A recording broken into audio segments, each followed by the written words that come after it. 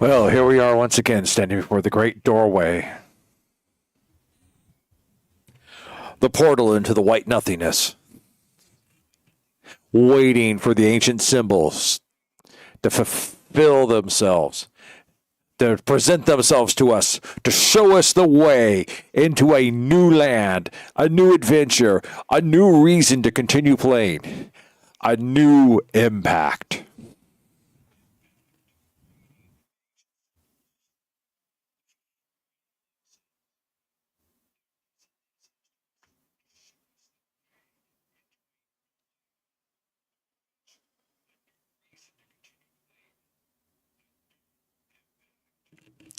God, my sound sounds more and more awful on these speakers every day. But my voice is there all the same. Yeah, hi, welcome to the stream.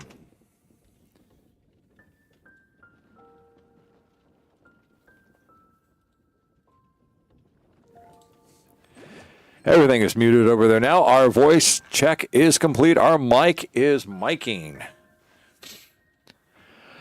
We are back to Genshin Impact. Don't tell me something bad happened again. Yes, something bad happened again. Suffer for it. Suffer, suffer, I say.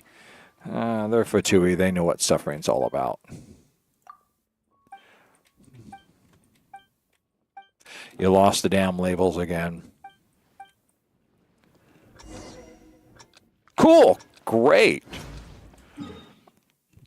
Dun dun dun dun dun dun dun dun.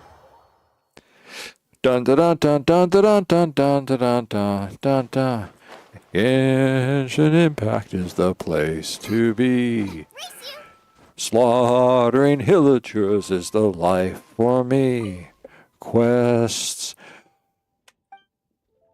are so far and wide. Hello, is this your food? No, not this time. Hello, Rex.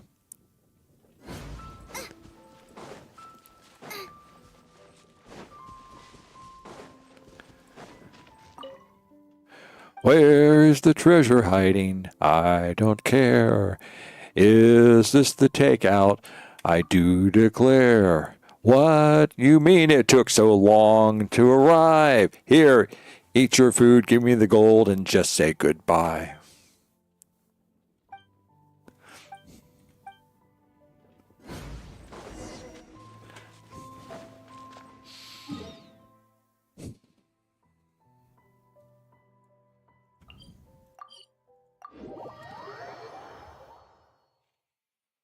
Dum dum da dum dum dum dum dum dum dum.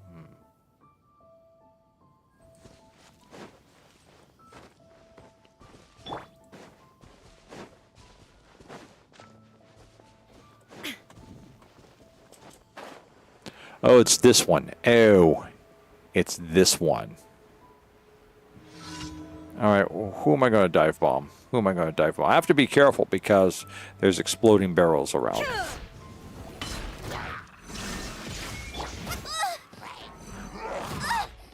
Nice and spicy. You're toast. Help!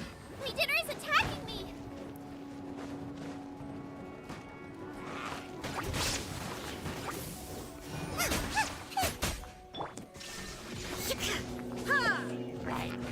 Come on, bring it on over here. Bring it on over here. Come on, we can do this. Come on, get on over here. Come on. That's it. Now you shall perish. Oh, it did. What? It didn't blow up?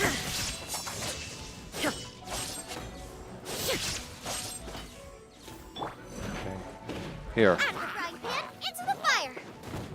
That's it. That's what I wanted to see. Buckle up. Hi.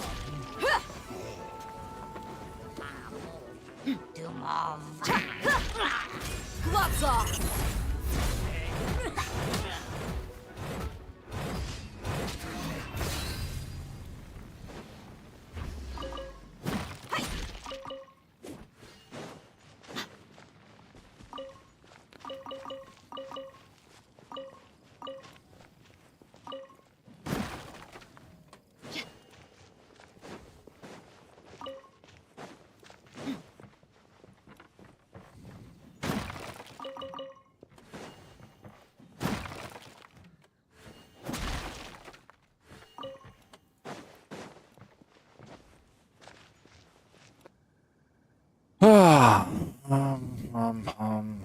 Is this them again? That's spreading evil. Spreading evil like a virus. Where's number 4 at?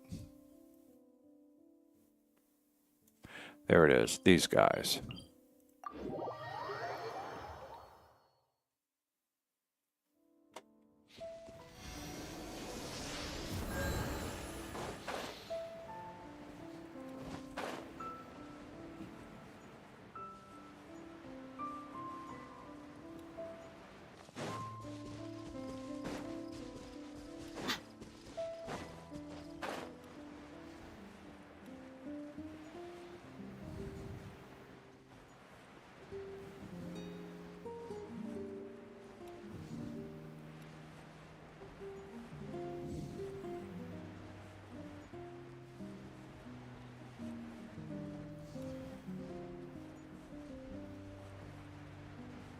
Trouble is I used up all of my good stuff on the last one.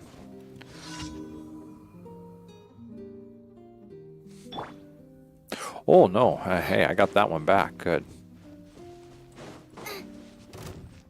Booba, get them! Hey-ya! Actually, give me 3. There is no escape. Here.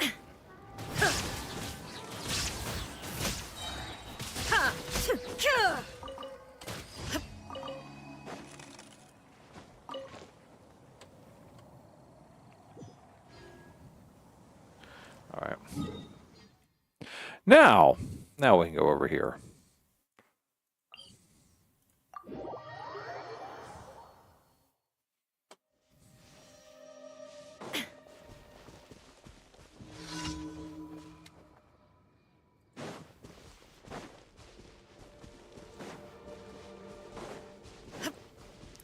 Shine down. Out of the frying pan, into the pot!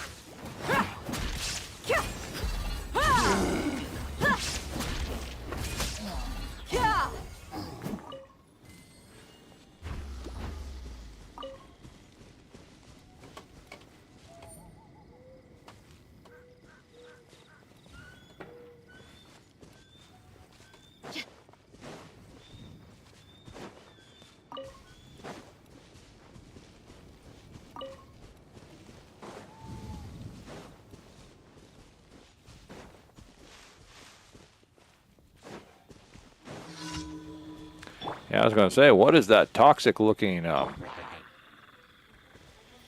Steady as stone, Oh, okay, we'll find it. as a dutiful maid would.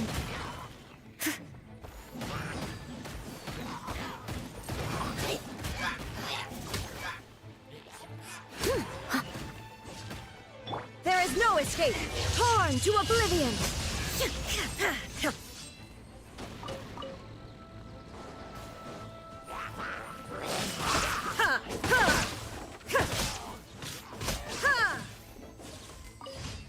You have given in to evil, therefore you must be purged.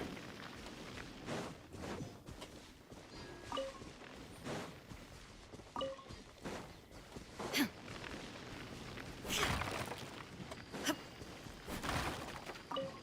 think that was number 3, yeah. And there's number 4.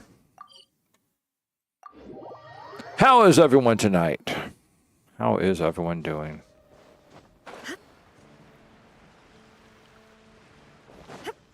Hello, Nocturne.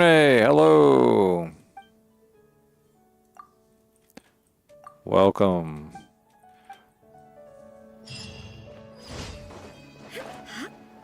Fly. Be free.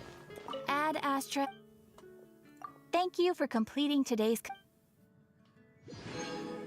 Ad Astra.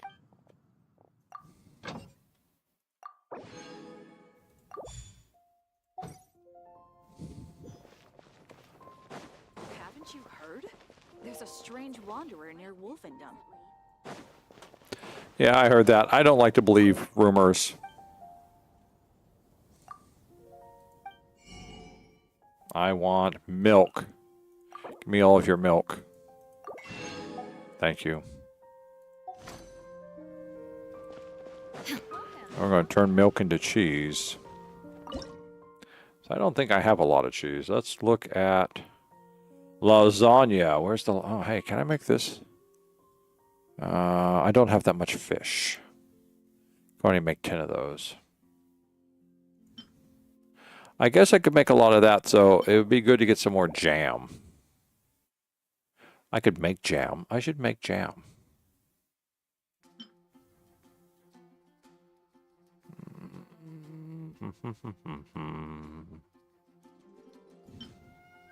Still needs fish. Pita pocket. Okay. I just used milk without cheese. Okay, let's look at the lasagna. Oh no, I got 164. I've got enough, though. I should probably make some more butter, too. All right, let's go over here. Let's make jam.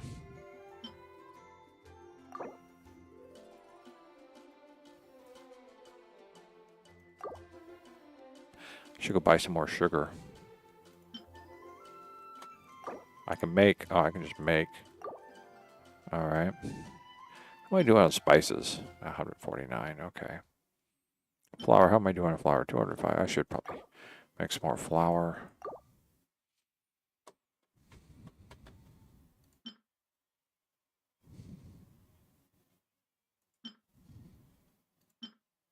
I'm out of ham? Good God. Make more ham. I'm good on smoked fowl. Okay.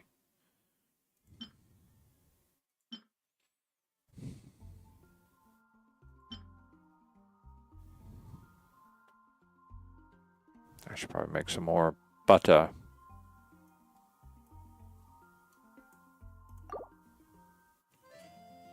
All right, that should be enough. You know, we should be able to go out and milk cows, but then I realized I don't think there's any cows in this game, so I don't know where they're getting the milk from. You know, maybe cats. Maybe they're milking cats, you know, just like they talked about in, what is it, Meet the Fockers. Oh no, it's milking hamsters or rats or things like that. Goat. Goats? Do we have goats?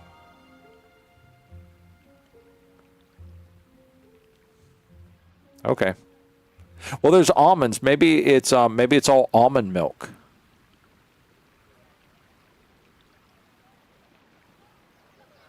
Maybe it's all almond milk. Disgusting.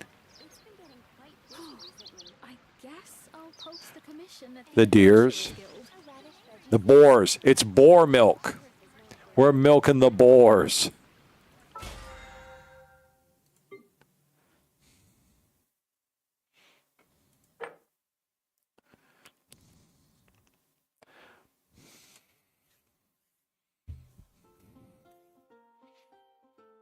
All right. Well, you know what we're doing tonight?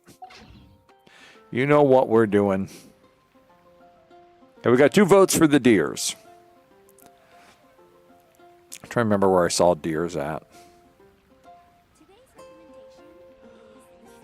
Trying to think of the wild. I know what we're milking, and it's so obvious. It's been right in front of my face all the time. Life is like the dew at dawn, or a bubble We're rising milking the from hillagers. transitory. That's where we're getting milk from. We're milking the hillagers.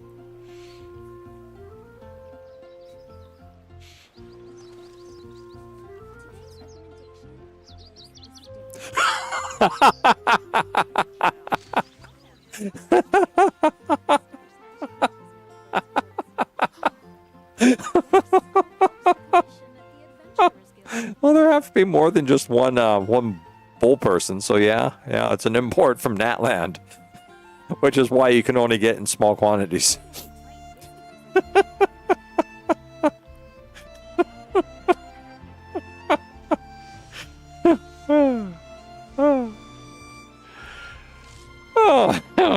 Okay.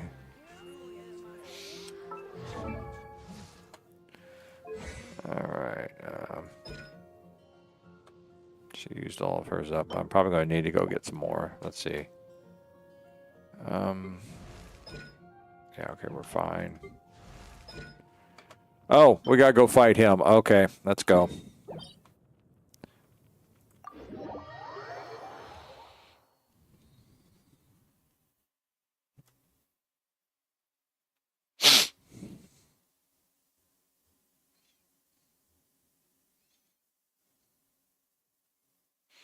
I need to put a team together to fight this. Rex, what's the team I want to put together for this? I think it's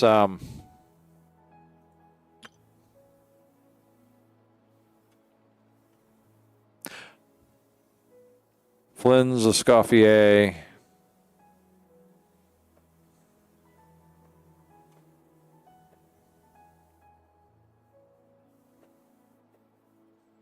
All right, so no Columbina. All right, we'll swap you over. Columbina. Okay.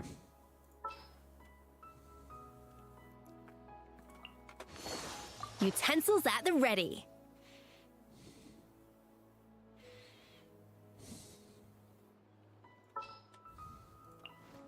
As you wish.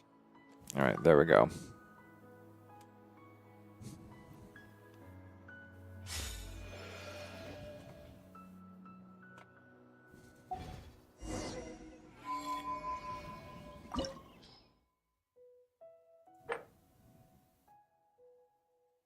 Oh, okay.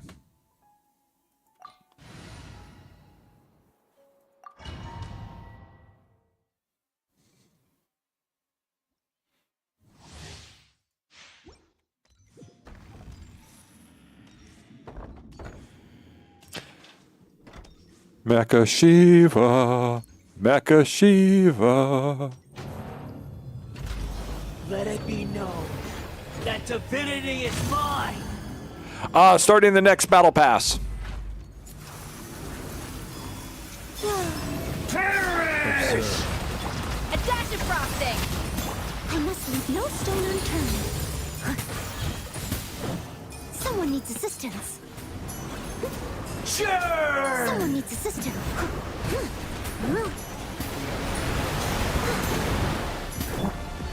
Surge, a moonlit night for all. Be silent. Close your eyes. Night falls. At my command, you shall fall.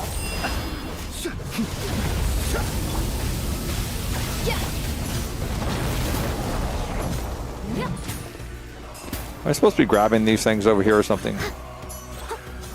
Insignificant past. Be silent. Yes! That was a perfectly timed response. Observe. Okay.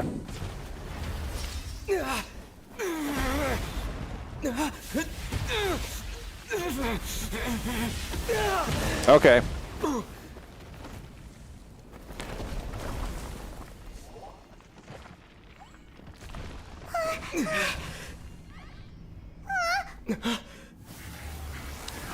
Mecha Shiva, Mecha Shiva.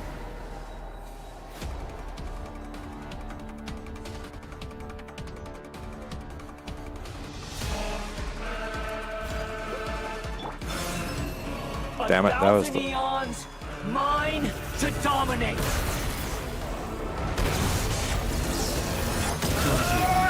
silent. Fear the dark. Gee. Do we have enough yet? Kneel. You quite finished. G. Okay. G. Burn E. to oblivion. What am I aiming at? Fine. Fine. Guess it doesn't really matter. I'm supposed to destroy these things? I did not destroy them fast enough, did I? Kneel. T. 2. A little amuse. Reality is pain.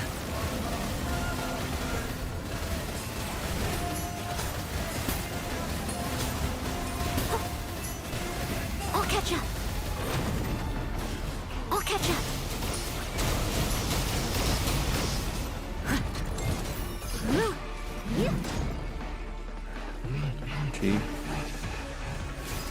T.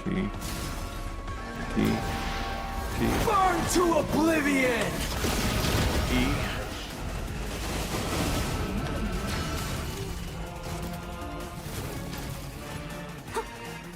Good riddance, cruel world.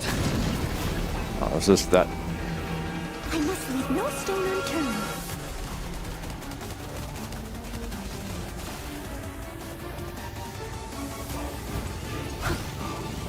Time to clean up. Okay. Search. Three moons converge. Observe. Close your eyes. Off to the freezer. There we go. Finally. The pinnacle of excellence. Ja. G.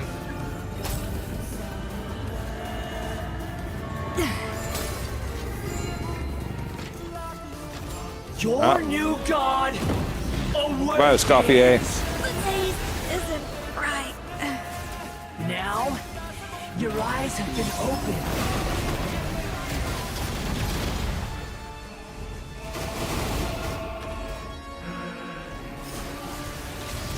Kneel! Is there something around here someplace?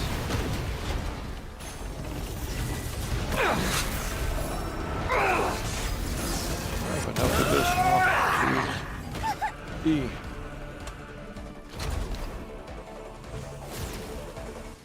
Where the? It's growing dark. Poop. Search. Damn it. Reality? Fuck. There. Trying to run around, find all these different things to do. Real pain in the ass. Observe. Close your eyes.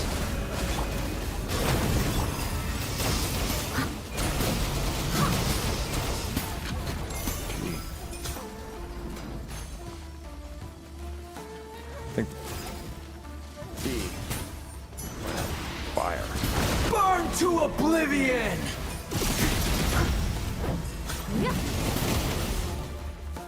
I was destined for more.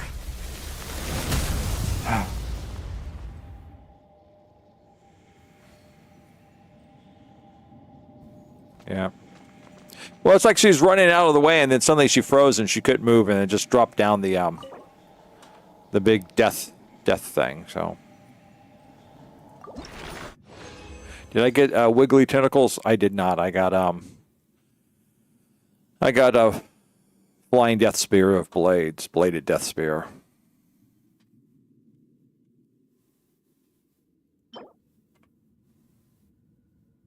Oh. I got two things, and neither of them are the thing I wanted.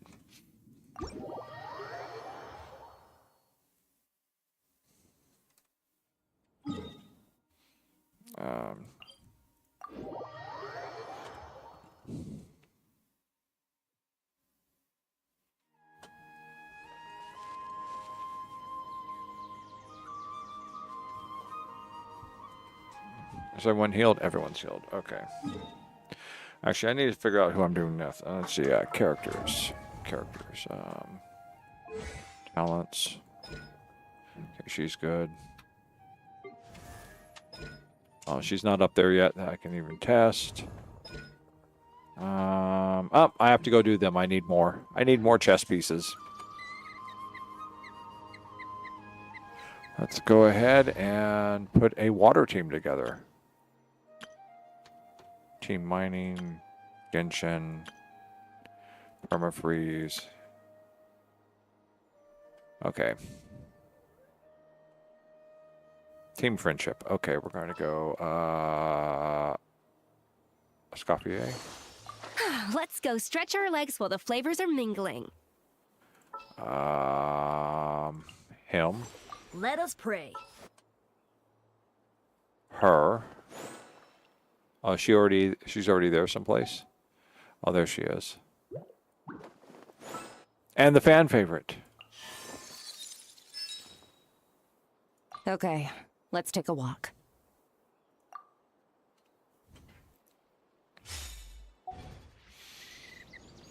Character. Talent. That's fine.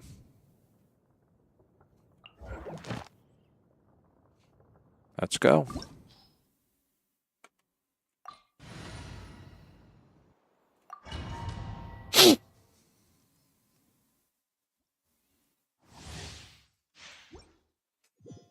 Bag. Fed.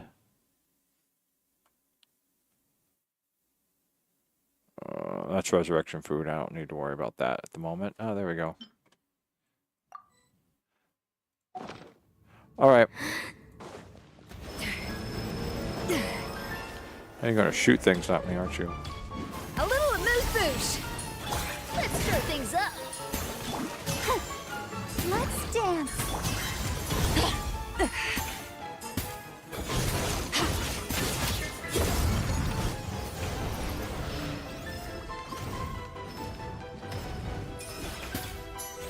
I'm flying!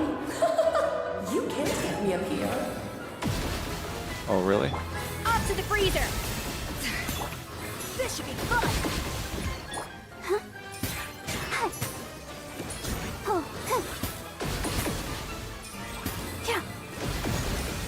Let the show begin.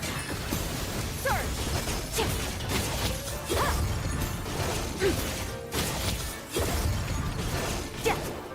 A dash of frost.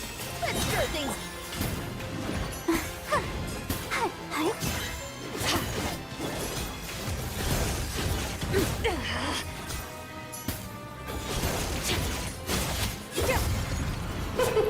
I am Queen. I should present a united front. Off to the freezer. Ball. May the Archon protect. Yeah. I'll protect us.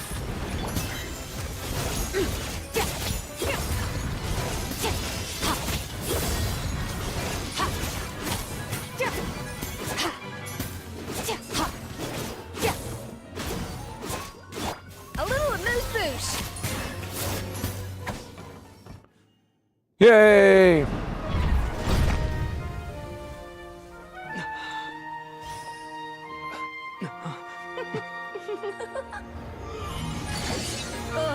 It had to be this form?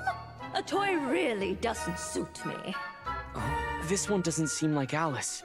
Well done. But this isn't over.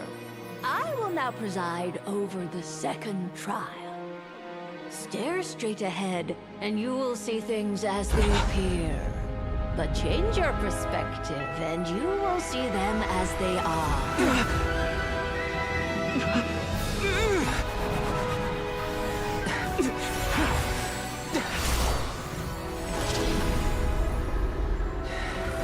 You okay?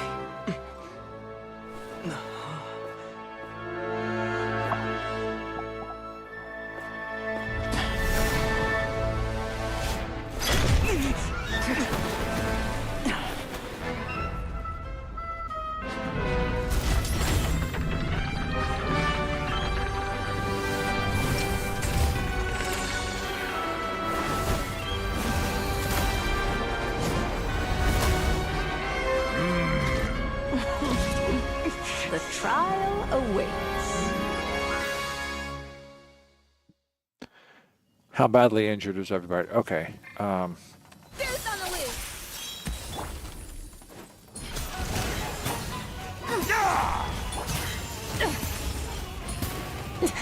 That's more like it. Annihilate.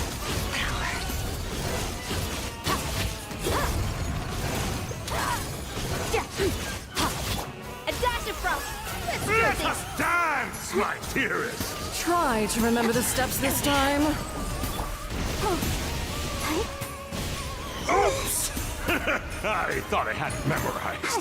Ready, steady, go! It is time to slay our foes A little with amuse one bouche. almighty This calls for some strike! pomp and ceremony. Say it, animal Archon. Good lord, always I forgetting lost your my mind. place. Where were we?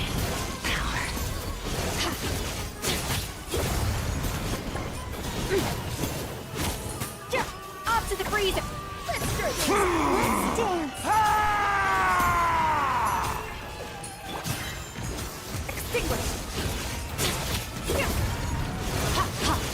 to wield. Let us dance, my dearest! Try to remember the steps this time. A little elusive fish to fun. Oops! I thought I had it memorized. The pinnacle of excellence.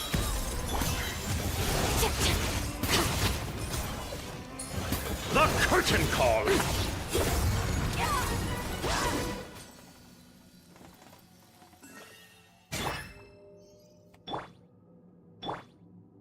I'll protect us.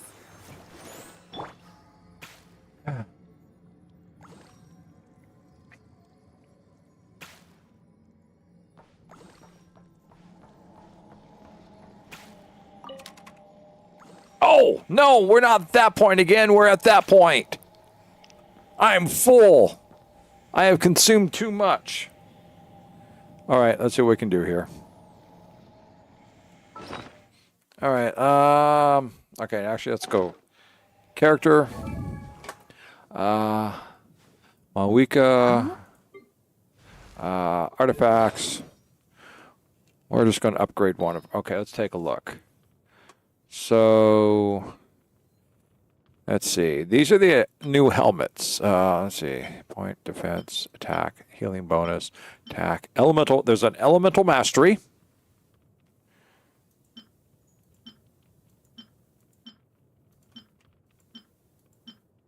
And a critical damage.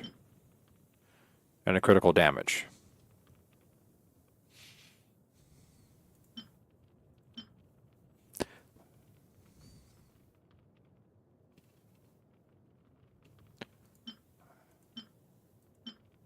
Attack, attack, defense, or defense, attack, defense. One of the first two. This one, attack percentage. Attack times 2. There we go. Okay, we're just going to upgrade it by 4.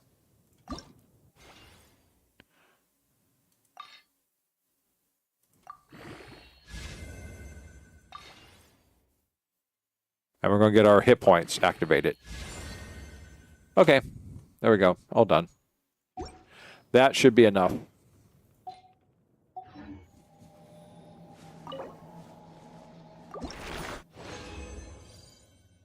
Oh, look at that. I got 2 I'm getting double chest piece. I'm getting double double things now. Is there something going on that's doubling it that I'm unaware of? Ooh, I got a billet too. Oh, nice. Northlander billet, but still. But I'm starting to get 2 well, no, I was doing level 80 before and only getting... Did I? Oh. No, because I've done other thing level. Maybe I... Oh, no, I guess I didn't, did I? I was doing the lowest level because I said, what the hell? Let me just go do it. Okay.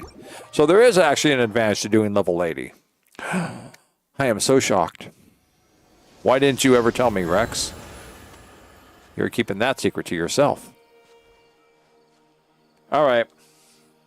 I've got one more domain. Huh? One more domain to go beat up on. Who should we beat up on? We can't tell what Malwika's is because so far we're stuck at 5. Silence! I did not shut you up. How dare you spread such unsubstantiated rumors?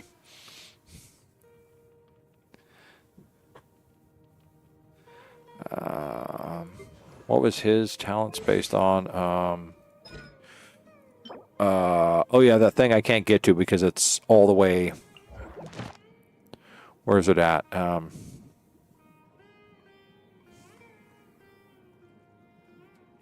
Because it's all the way out there somewhere. Maybe we have gone there? What are we fighting? Lord of Eroded Primal Fire. And we have no idea what to fight it with. Do you know this one, Rex?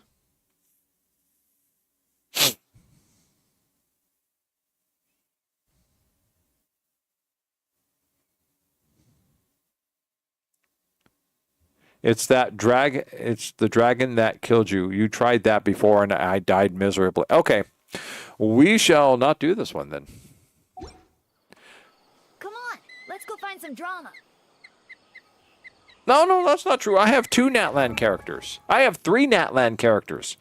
But none of them are ready for battle. See? Let me see. Who do I have here? I have him. I have him. And I have her. But they're nowhere near ready to fight that thing, are they?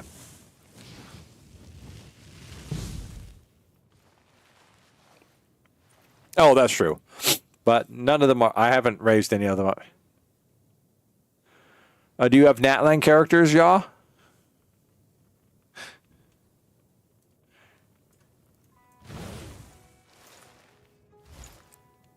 Oh, so it's a Trounce domain. I don't know if you can co-op Trounce domains. Can you co-op a Trounce domain?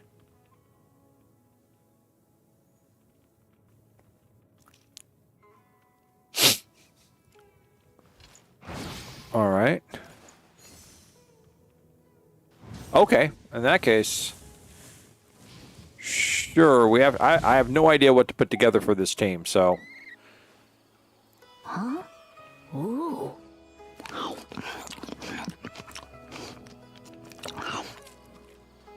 So yes. Yeah, come join me. We will figure out how we can get a... I have not finished the Natlan story. No, I haven't. So Rex is probably right, because I have to teleport to get into it. I can't just enter the place, because I haven't opened it yet. Trouble exactly. But I kinda hope we run into someone else who is.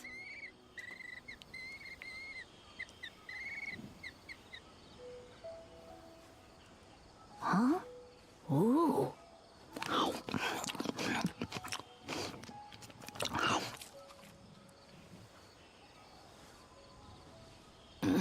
Oh. Sure. I just need Rex. We're going to try it, but what characters should I use?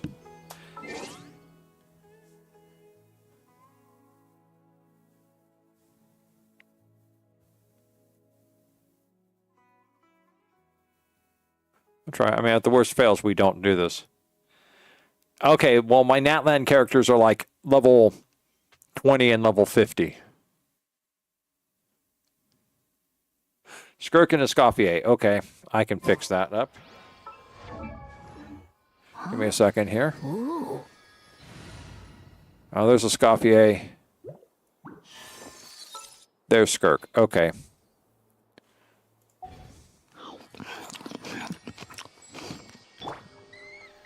Everyone healed? Yeah.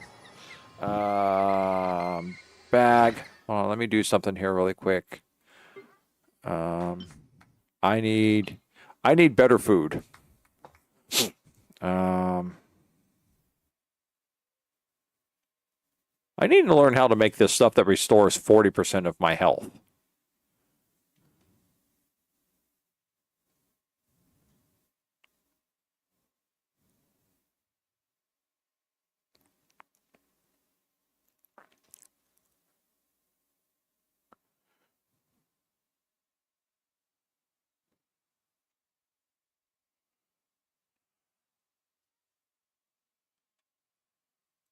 We'll take that. Okay. Yeah, okay. Yeah, we'll take that.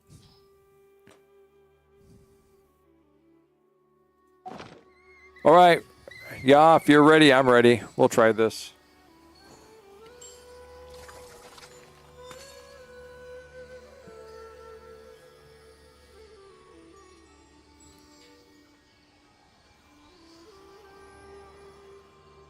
Okay. So... An important part of cooking is making sure the ingredients absorb the flavors in the dish. To that end, a chef must be able to wield a knife with the same level of precision as a surgeon. Practice makes perfect. So you joining my world, or do I do this differently? If you match and I match mode, it might work. Okay, so I guess I'm going to go character, this guy, so I'm going to look at his talents. And, okay. You mean when I go here?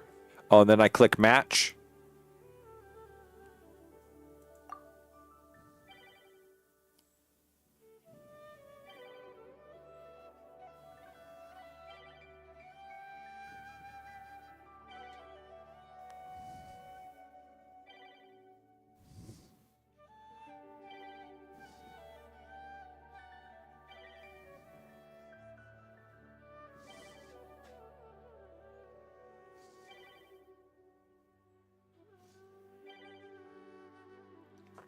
A new experience for me.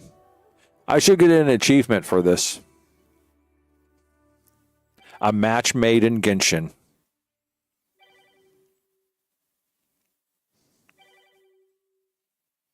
Or you struck a match and struck out. You tried to strike a match and you struck out.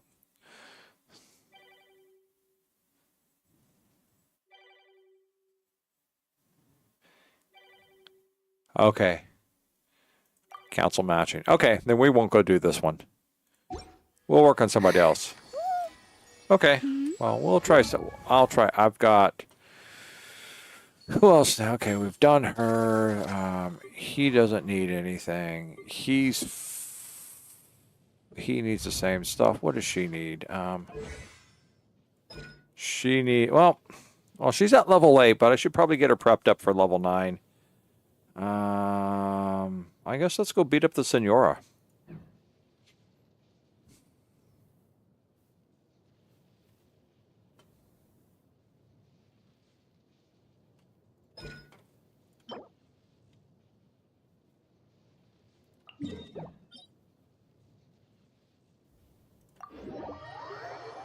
Should teleport me outside, right? Yeah. Go beat up the Senora. I have it unlocked. Yeah, if you want. I mean, go have fun.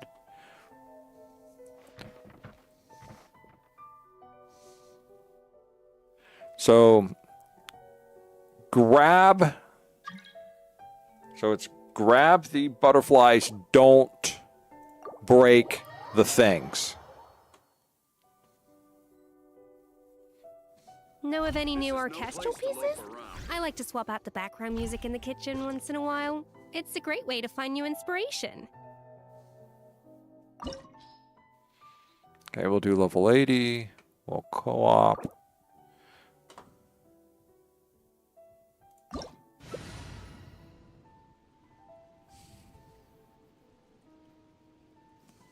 I see Ya's going for the fear and terror tactic against Senora with having Raiden there. It's like, I killed you once, I can kill you again. Okay. Oh, teammate's not ready. Okay.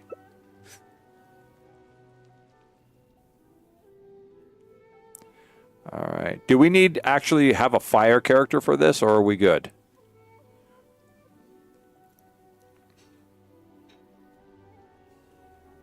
Even the most unassuming ingredients can produce astounding flavor.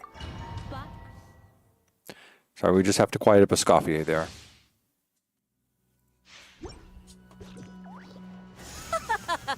You're trembling.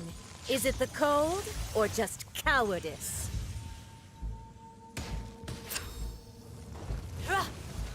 Up to the...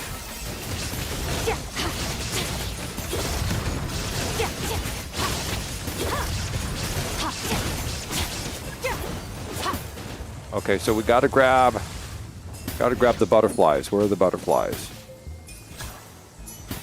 Oh, there's the butterfly. Oh, I have to actually hit F and grab it. Okay, I'm gonna... Where's that thing to keep me warm? The Tsaritsa's benevolence has no place for transgressors. Want to make me an offer? I need a butterfly.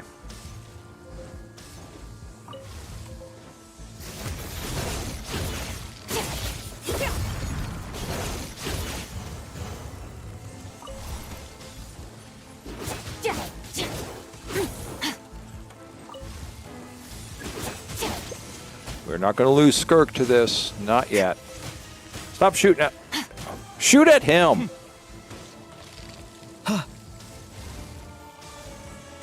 Damn it. I'm out of healing. No, I'm not. A burst of flavor. Ha! A little amuse. Ha! Yeah!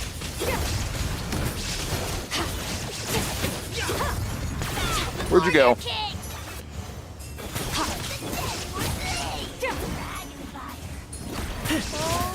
Off to the freeze. Want to make me an offer? Damn it.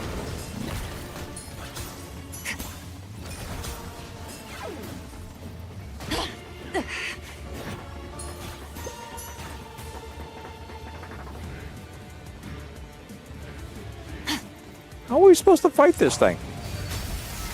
Oh, there we go. Embrace your searing reckoning. Go back, Dylan. God damn it.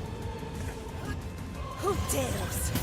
Tell me I never asked for redemption. Never. No, I want to get my thing here. See, I've only gotten one this time, and we're both on level 80. And I wasn't looking for the hell butterfly anyhow. I was not looking for that. Okay, let me see. Map. 112. Okay. It is 10:13. Okay, so I just gotta find some quick domain. Let's see. Who is up? Who needs leveling stuff? I have to do this stupid thing again. No, she's fine. She's fine at the moment. She could use some, I think. Saturday, okay. Philosophies of Gold. Let's go work on that. No. Well, I can't because Mavuka's weapon requires flowers, which are up in a distant part of Natland.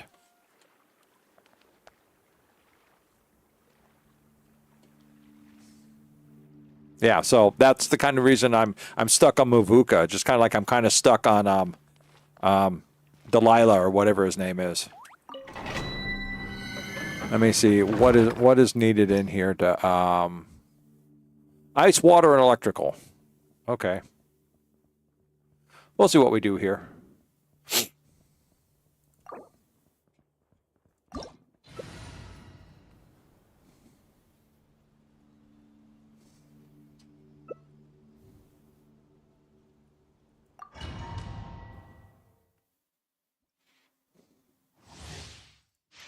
Am I doing health-wise? Okay. How did you get to be in position number? No wonder why I'm so screwed up. Their position. Oh, this one. A little amuse.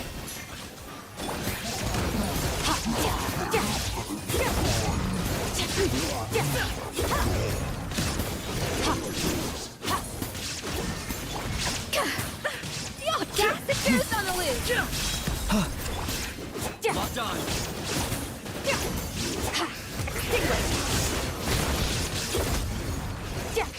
Run from death.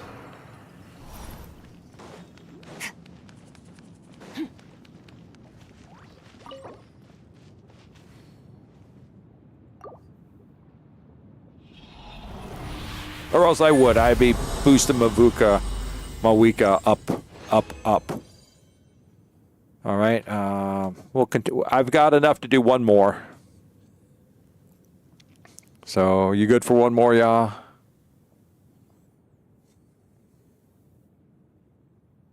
Let's continue the challenge.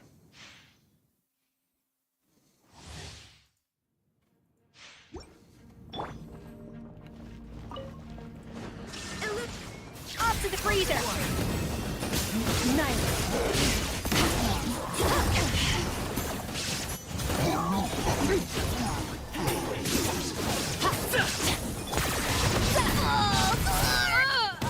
There it goes. Go back to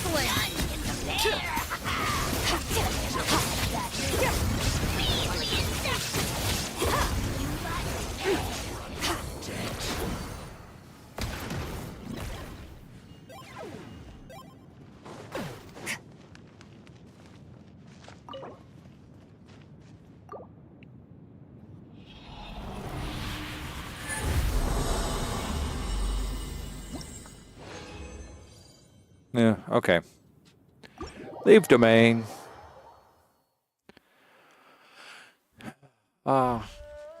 Character for a second. Malika. Where are we at? Where are you at? Where are you at? Weapon. Ascend. Requires... Oh!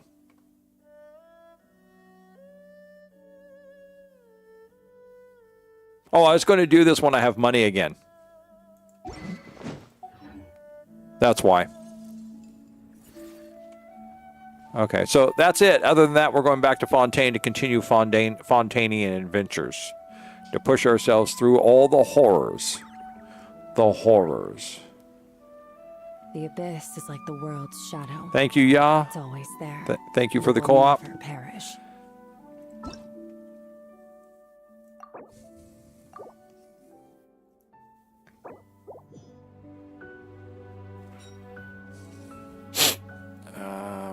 We need to go to a team. There we go. Except we're going to swap you out with her. Wish me luck. All right, let's see. Click that right there. Deluge of Wrathful Waters.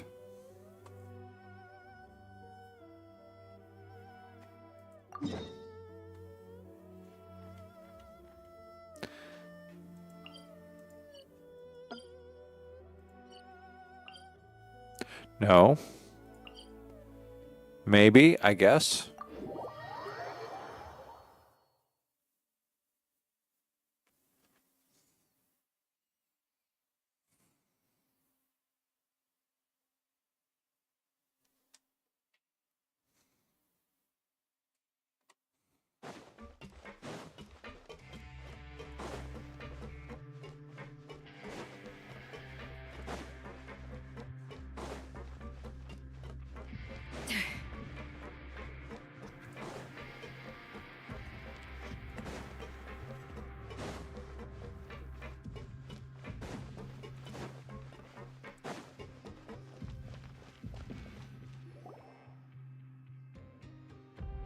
Some time has passed since the incident in the fortress of Meripede, and your sentence has faded into black. Rest after breakfast.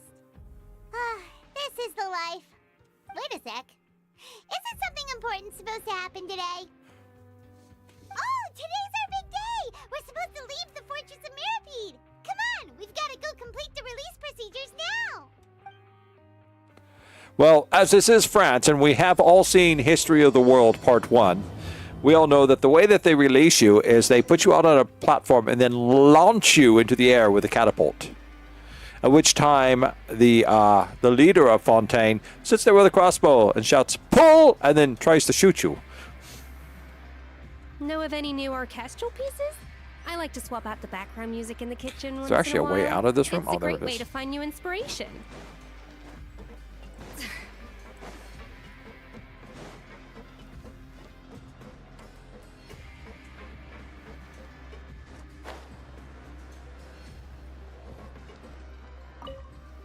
There's a doctor.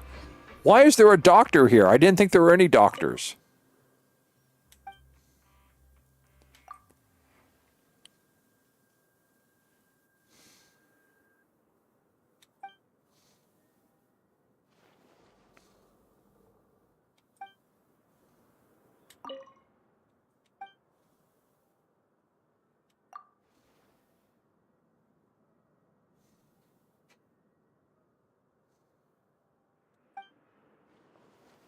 Where did this doctor come from? There's not supposed to be any doctors here. There's just our nurse practitioner. I just wish everyone could stay safe and healthy. Where did the doctor come from? Oh, I guess so.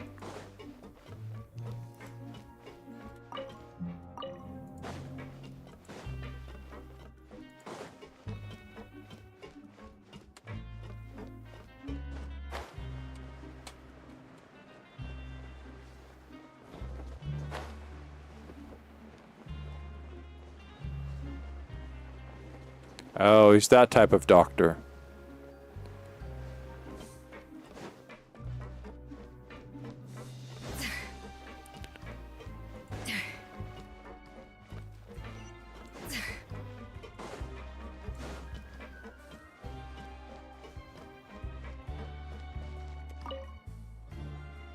Please, sign here. This document will be effective immediately upon signing, and you two may exit the Fortress of Meripede via the regular channels. It's been so long since we've been to the surface. Let's hurry up and... Huh? We better sign faster. What's happening? Nothing good. I'm fine, thanks. But I wonder what that tremor was just now. That tremor was trouble. Let's go ask the Duke. Sign the paper. Okay. Good. We got our exit.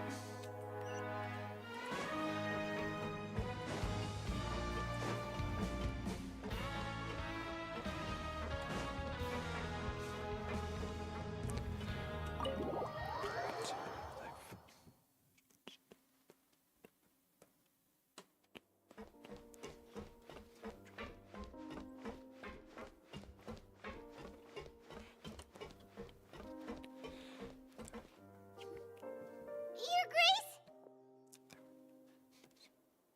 Ah, good to see you two. Is there something you wish to see me about? Yeah,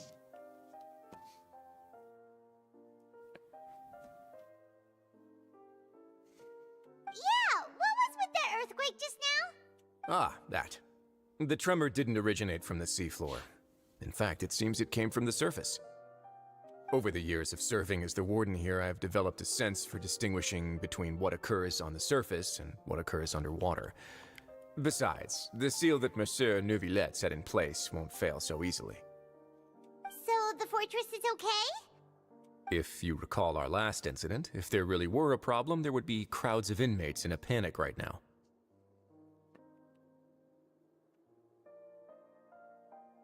Huh, you've got a point. Okay, seems we need to get back up to the surface and ask about what happened. By the way, do you know what day it is today? I believe today is this month's pipe cleaning day. Wait, seriously? Ah, yes. Have you completed your release papers? Yep. It's you two. Are you leaving now? Yes, but we need to let you know there's a man down on the lower floor posing as a doctor. That's right. Today is our last day in prison. But now that Paimon says that, it doesn't feel like we were confined here. Oh yeah, Paimon feels fond of this place now. Then be sure to come back and visit. I'll miss you. If you've signed the release papers, then you're free to go. The guards will escort you out. You're not going to see us off? I knew you'd ask. All right, sure. Let's go. Well, you actually agreed. No worries, you must be busy. Paimon was just joking. Ah, so you do have a polite side, I see. After being down here for so long, I imagine you must feel like you're lacking companionship. Shall I come along too? Yeah, don't worry, we'll come back to see you. Paimon really likes the cafeteria here. The chefs sure do know how to make good grub. I hope you won't be here as convicts the next time I see you. We'll do our best to stay out of trouble. Well, it seems our work in the Fortress of Meripede is finished. That's the end of another chapter in our journey. And since Neuvillette was the one who asked us to come here, we should probably go report to him now. Next up, the Palais Mermonia. You're going to see Monsieur Neuvillette? Please pass on our kind regards. I'm sure just your regards will do, no? I believe it would be the polite thing to do. You're right. I've heard the Palais has been terribly busy these days. Tell him that I hope he hasn't been overwhelmed by the recent string of troubles.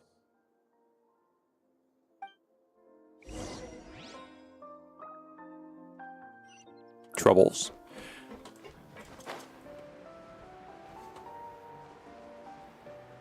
Did somebody say trouble?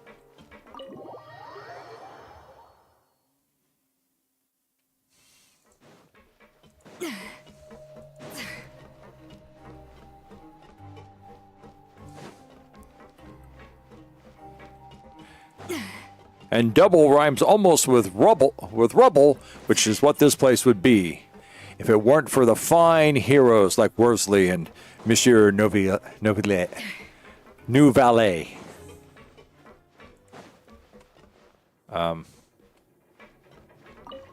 Hey, where's the guards? They're supposed to escort us out.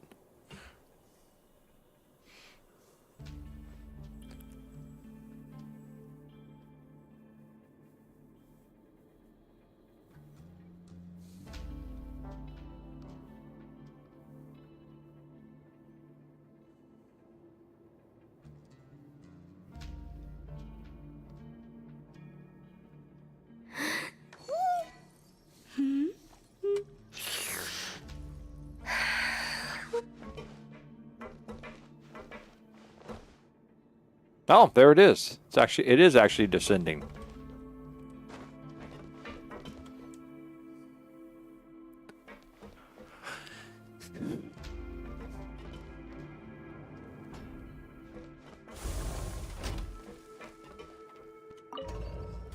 Wouldn't it just been easier to teleport out?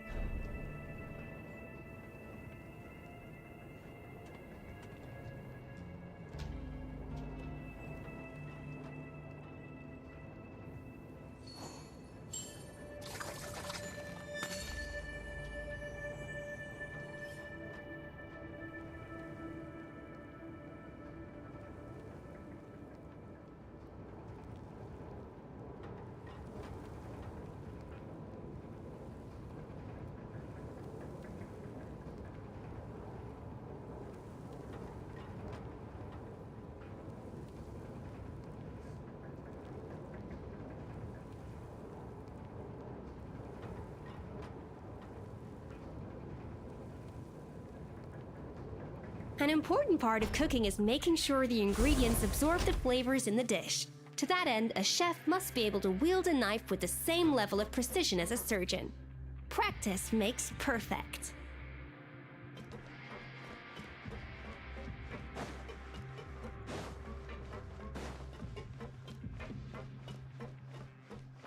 Alright, good. We don't have to talk with anyone here. Look, there's a teleporter right there. We could have just teleported up. Still under the water, aren't we? Yes.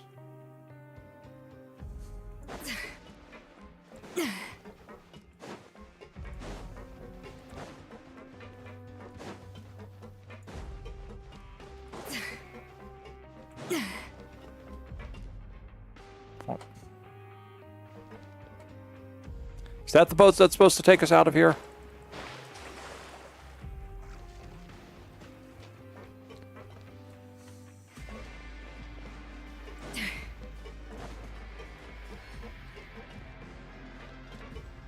This is the trick, isn't it? There is no way out.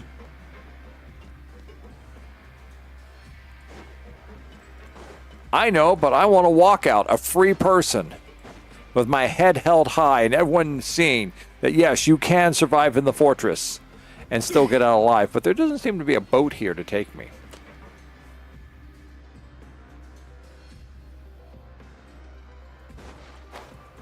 I may have to go outside and help Mom bring Precious in. No? No? Am I supposed to swim?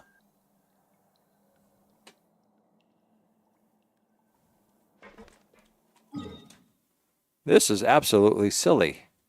It's almost as silly as my theme park.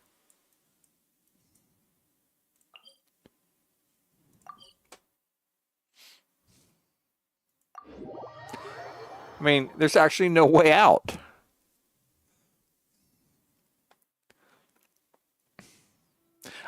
It's a shame, really, that not everyone can teleport out like I can.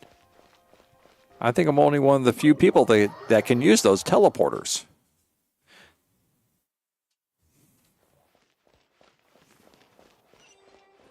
Uh-oh. There's a gathering of people up.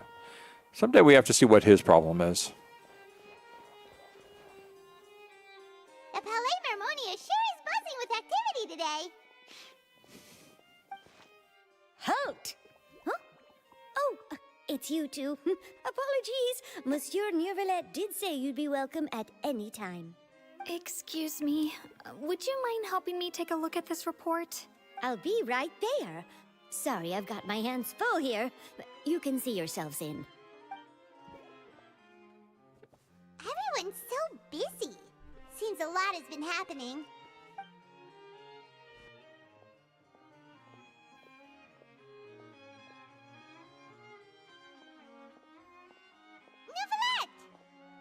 Hello. You've come at the right time, but you'll have to wait for just a moment, as there are some urgent matters I must tend to first. In the meantime, please, have a seat. If you'd like to have something to drink, let the Melusine outside know. That's all right. We just ate. Very well, then. I will. I have just been summoned to go search out our missing precious. Let's see if I have any success as I did last night.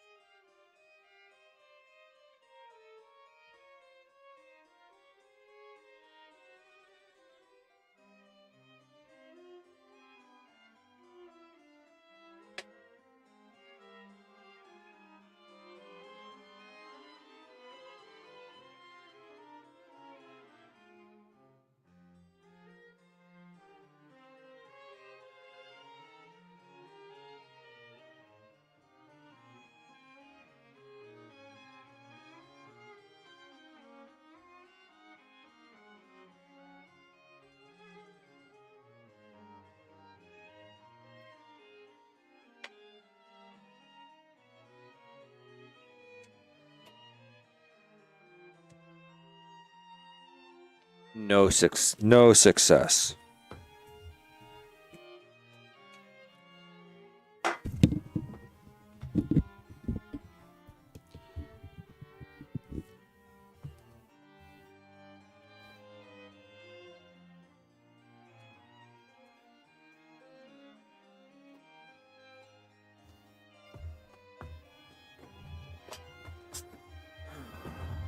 Sorry for the delay, but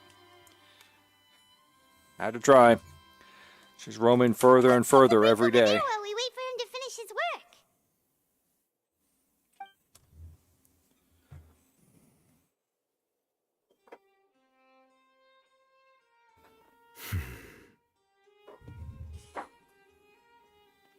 All right. That should wrap things up for now. Are you done with your work? Yes, sorry to keep you waiting. Today should be the day you were released from the Fortress of Meripede, and it appears that you have managed to complete all the release paperwork. That's right, and we came here to see you right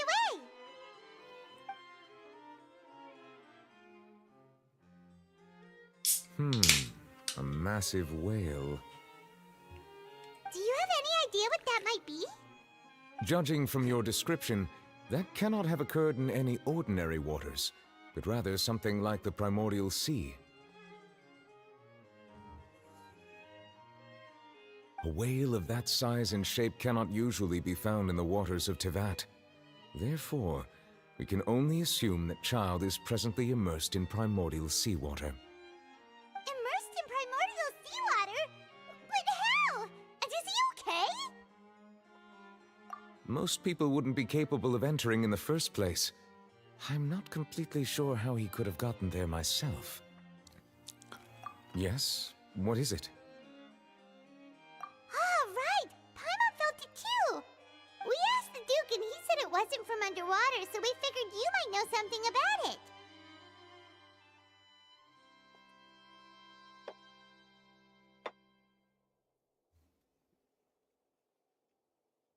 It turns out that I have just received a report about this particular matter. In fact, that's exactly what I was busy with a moment ago. The source of the tremor was here on the surface near Poisson. After the shaking stopped, the water levels in the Poisson area rose at an alarming rate. The water levels rose? Oh no! What about all the people there? Fortunately, the water levels only rose for a short period of time and have already returned to normal now. However, I still have a bad feeling about the whole phenomenon. If the change in water levels is connected with the leaking primordial seawater, then the situation in Poisson may be much worse than it appears. Navia should be in Poisson, right? We need to go check on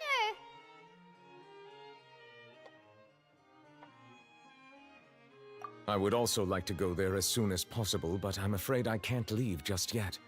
We must immediately formulate disaster prevention plans for the surrounding coastal areas to avoid potential catastrophes. I'll have to ask you two to go to Poisson first. I'll meet you there to check on the situation once I finish things here. There's no time to lose! Let's get going!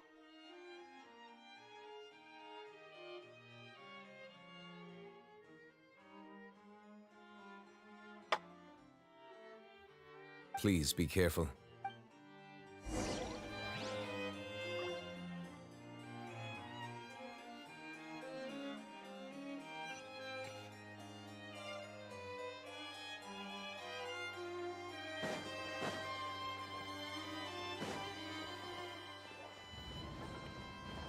Yes, we must hurry along the way. But wait, there's a world quest here. A world quest. How can I pass up a world quest? This game never lets me do anything I want.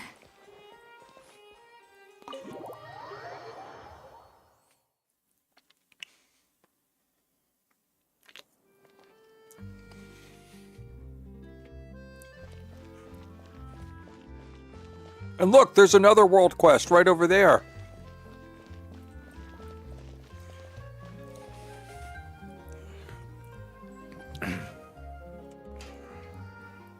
And it's Virgil.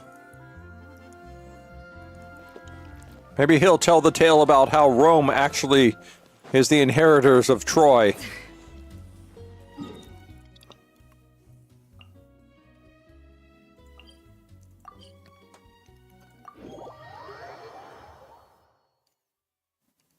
Was that the Aeneid? Was that what it was? The Aeneid?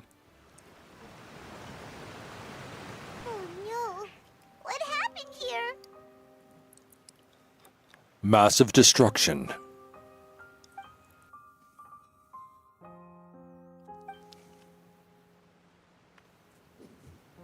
Navia should be around here, right? We need to make sure she's still... Hyma means we need to check on her.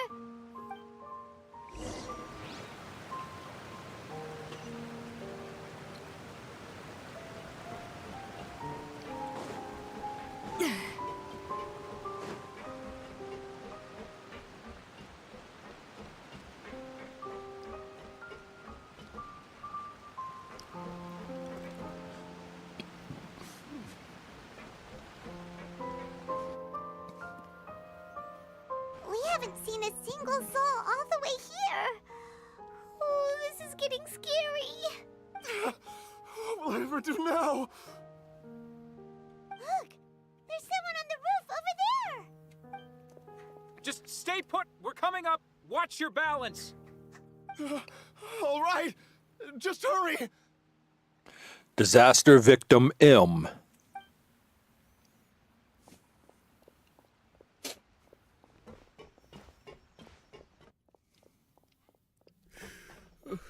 I'm not young anymore. How will I survive on my own? My Desiree! Oh, he looks pretty sad. My leg! My leg!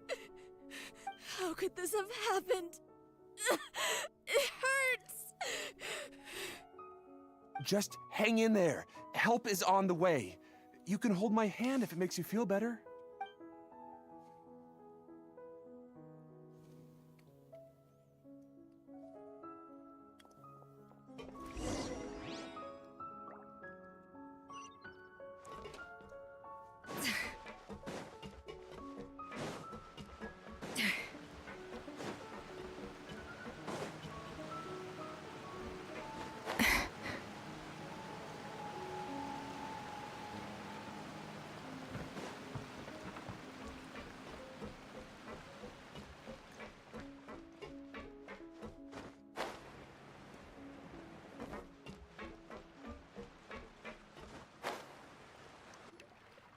Blew right into that cutscene. Oh, it's Navia. She's over there. Hey, Navia, are you okay?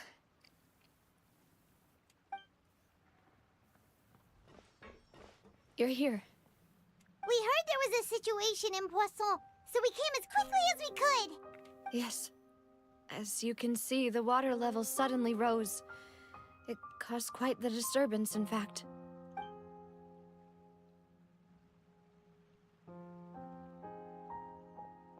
Demoiselle! There was a wounded resident next to a building southeast of here. We've already transported him to safety, but we've run out of medical supplies. He's wounded? How badly? He fell, so it's probably a broken leg. He's pretty shaken up. When the water level rose, he desperately climbed up to the roof. Once the water receded and he saw the ground, he became terrified and eventually... He jumped down then. Find the leader of Squad 1 and tell him to take the wounded resident to see a doctor. He should know where to go. Understood. I'll take over his search and rescue mission in the meantime. All right. You'll be in charge. I'm sorry. Where were we? The situation in Poisson? Ah, right. Allow me to explain. A little earlier, we suddenly heard a loud noise. At first, everyone thought that something might have exploded on an aquabus. But before we knew it, water started pouring out from everywhere. I wasn't going to say anything, Rex. You know, I was going to keep my mouth shut. The rushing water seemed a little odd, almost like the unique color of primordial seawater. Some people didn't realize the danger and thought it was just ordinary water, leaking from somewhere. Everyone on the street who happened to be close to the water didn't have a chance to escape. As the water levels rose, they suddenly disappeared. They were all dissolved. Those who realized what was happening started to flee in a panic, desperately trying to get to higher ground. Many were injured in the stampede, and some people fell from significant heights. The Spina di Rosula initiated rescue operations as quickly as possible, but there have been a lot of casualties. Fortunately, the water began to recede after some time, and the chaos came to an end. The water that flooded the area contained primordial seawater, so the lower levels of Poisson are still hazardous. To ensure everyone's safety, I've asked the people there to leave as soon as possible. No one knows if this could happen again. All we can do for now is try our best to help evacuate the residents. We still haven't completed the head count, but we'll have some numbers soon. How awful. And all of this just came out of nowhere. It was quite frightening indeed. I only wish that everything that just happened was a bad dream. Is there any way we can help, Navia? Thank you for being so willing to help in a moment of crisis like this. You don't know how much it means to me. I really can't express how grateful I am. Don't say that, Navia. That's what friends are for. Demoiselle! We've got a situation here! I'll be right there. Sorry, I need to go for now. And off she goes. Seems it might be a while before she can take a break.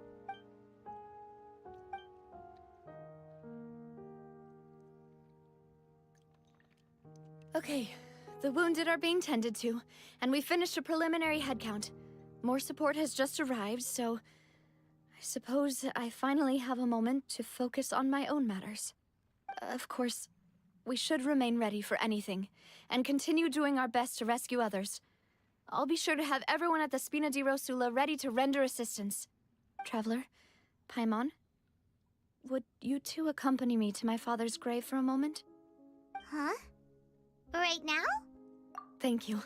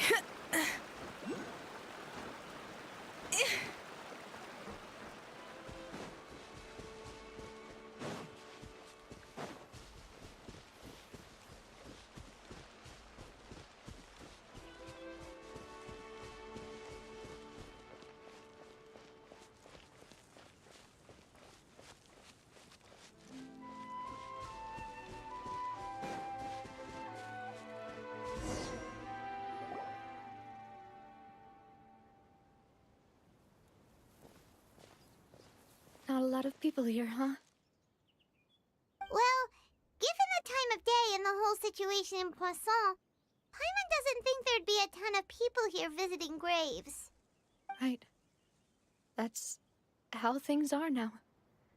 The living are so exhausted that they've no strength to spare any words for the dead. Navia?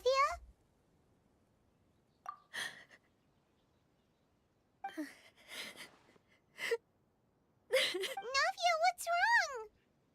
Sorry. I just... Luz and Silver. They won't ever come back here again. What should I do, Papa? Huh? What happened to them? Everyone agreed on the rescue plan, but still, I was the one who initiated it. They were helping evacuate the residents, but they couldn't leave in time. And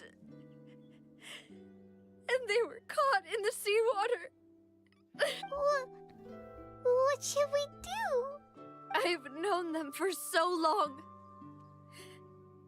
And I know they weren't afraid. But I could at least hold a funeral for my father.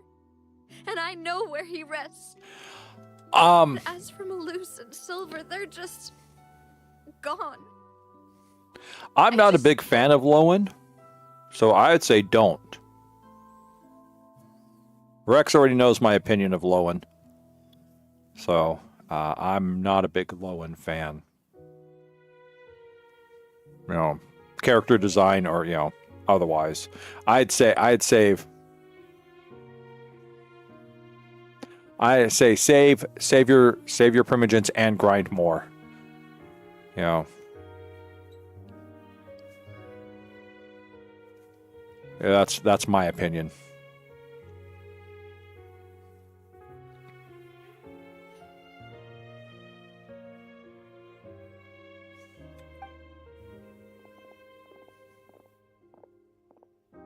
Everything looks so clean after it rains.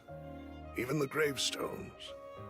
I didn't expect that you'd enjoy a glass of red wine in front of Master Callus's grave. I can understand. Besides, the scenery here isn't half bad. See, it's not just me. I always want to bring something when I visit Papa. Perhaps we might even have a picnic. He wouldn't be angry, would he? I mean, you could always try for... do you have her sword?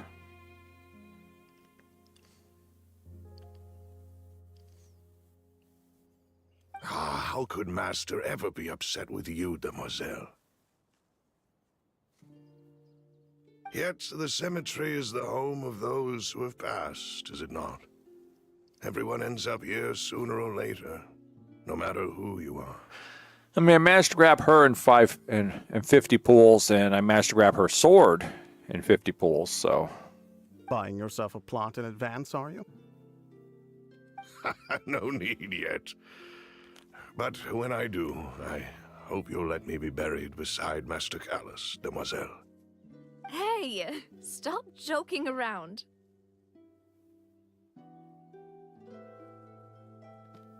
Oh, okay.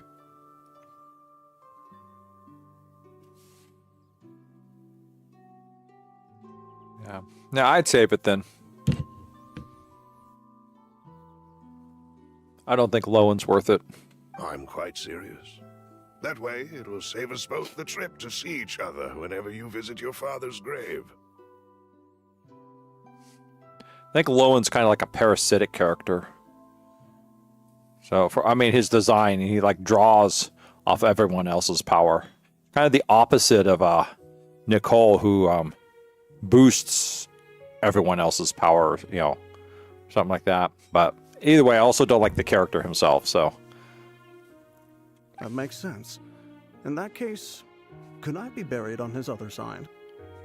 After all, besides you, demoiselle, the two of us could certainly be considered Master's closest companions, no? Yeah. I think so, too. You know, like things I've heard is like he was originally supposed to be a 4-star character, not a 5. So... Personally, I believe we fill those shoes just fine. Why are you bringing this up I all understood. of a sudden? Seriously. All right. I'll remember your requests. But I'd really prefer not to talk about this stuff. And what do you mean by saving me a trip? I'd make the journey even if I had to visit you two somewhere else. I've promised to let them rest in peace here. But here I am breaking that promise. I'm sorry for letting you see me in a mess like this. I don't usually cry, really. Paimon doesn't know how to help you feel better. But, well, she understands how you feel. I had always thought I could make my wishes come true. But now that I think about it, that never solely relied on me. Many things can only be accomplished with someone else's help. Malus and Silver have helped me so much. But by contrast, I could do nothing for them. I'm so sorry. You can spend as much time as you need here, Navia. We'll stay with you. Thank you. Right now, you don't know how much that means. By the way, you can have a look at this. It's a list of victims from the incident that took place here. Obena, Khan, Burnett, Giverny, Francine, Karina, Daisy Ray, Joinville, Jolienne, Esson, as well as Malus and Silver. So, everyone else is safe. But still... It's okay. I know what you're thinking. And you're right. We lost Malus and Silver. But we were able to save more than we anticipated. The overall outcome indicates that the cost was worth it. Right! Don't think that way, Navia. One person might be saved at the expense of another, sure, but that isn't something we should ever consider a trade. Malus and Silver were not the price for saving anyone. They're heroes. You're right. Thank you, Paimon. What you said just now was pretty amazing, actually. I'll remember your words. Oh, really? Seems you've become more eloquent in the time since we last met. The knave? What are you doing here? Is everything going well on your side? Yes, my people are carrying out the mission according to your request. All the residents of Poisson have been evacuated, and we're preparing to relocate them to higher ground. As for these supplies, we have everything taken care of. There is no need to worry. Thank you very much. Wait, do you two know each other? We just met recently. Right, Miss Navia? Usually, I would call this a coincidental encounter, but that doesn't quite fit this time. Besides, it never even crossed my mind that a Fatui Harbinger would come looking for me.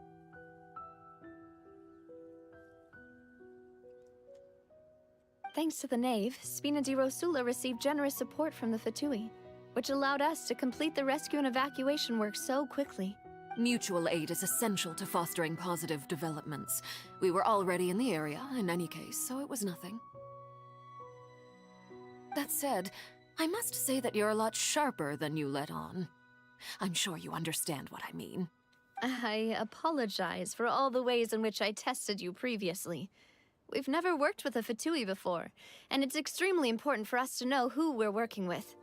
My subordinates have reported that Fatui soldiers have been observing water levels and taking head counts in various locations. I hear that they've also prepared a large amount of emergency supplies. I'm quite surprised. This is nothing to brag about, nor do I intend to.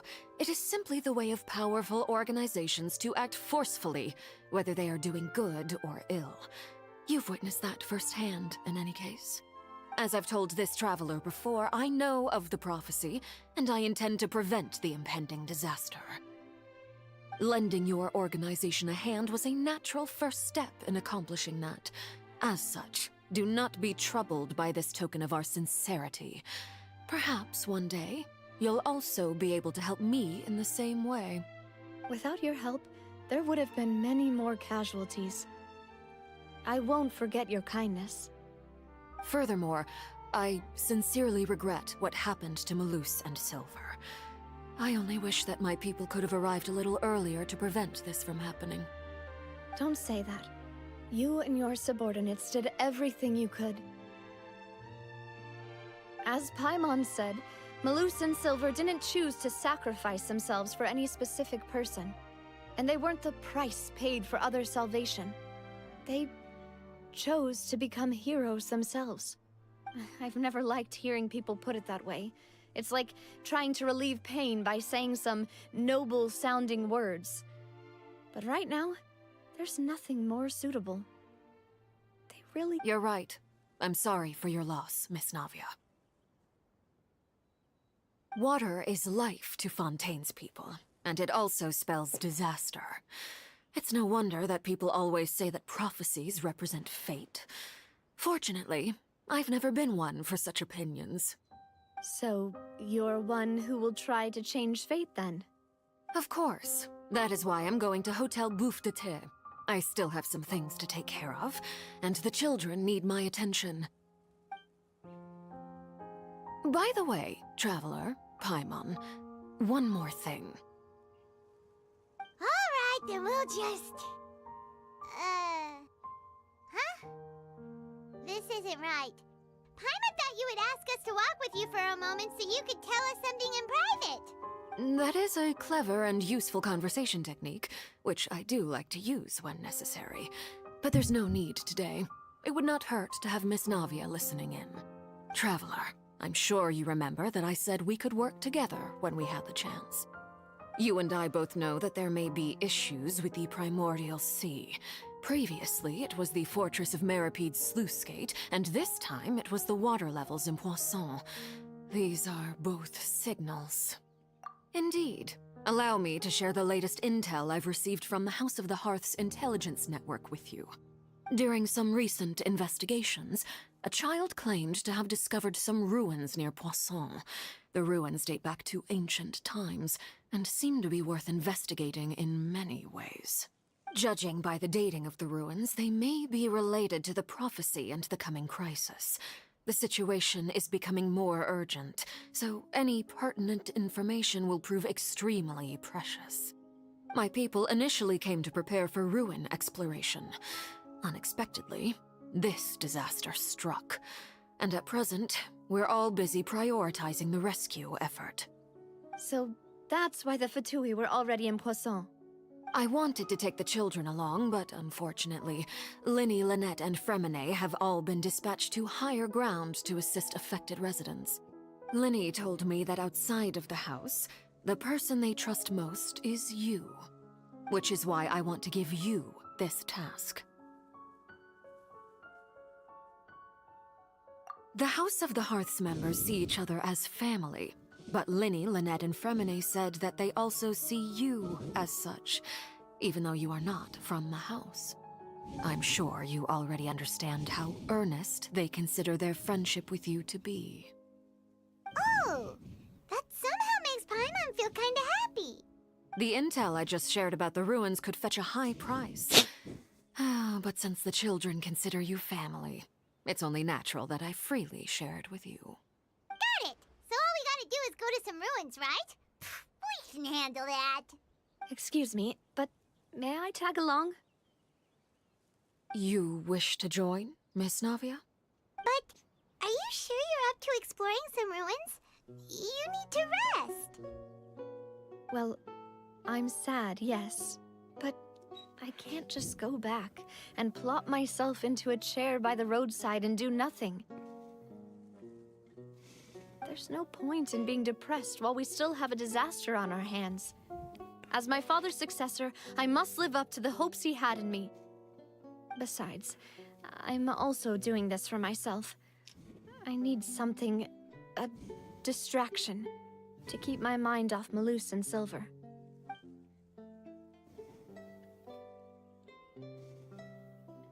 Since you put it that way, I have no objections.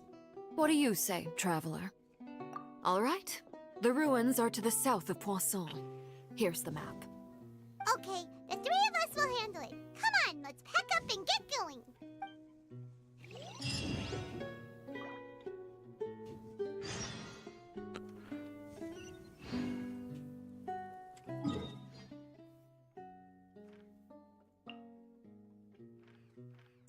Now, where is it? Where was it?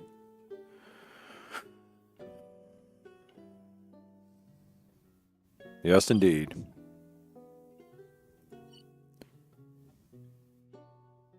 Trying to think. My first...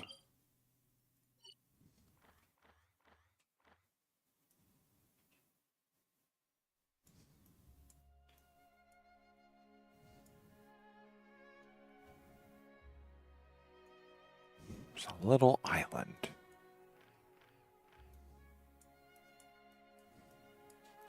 I want to say it was in the south. It's down here. But I wasn't there because I still had a lot of travel to go. When I first went into here, there's a teleporter. It was next to a small village. And that's where the Remurian quest grabbed me and started. But I don't know exactly where it was at. Definitely not up in there. And not down there. It's south. Oh, this would be it right here. Petrichor. Yeah, that's it. Petrichor right there. That's it. Yeah, so I came in here, ran into this one. Somewhere here I got like all these weird flashbacks and everything. So,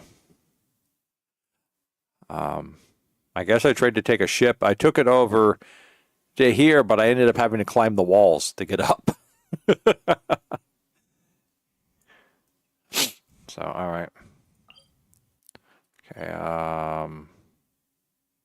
we're right here right now.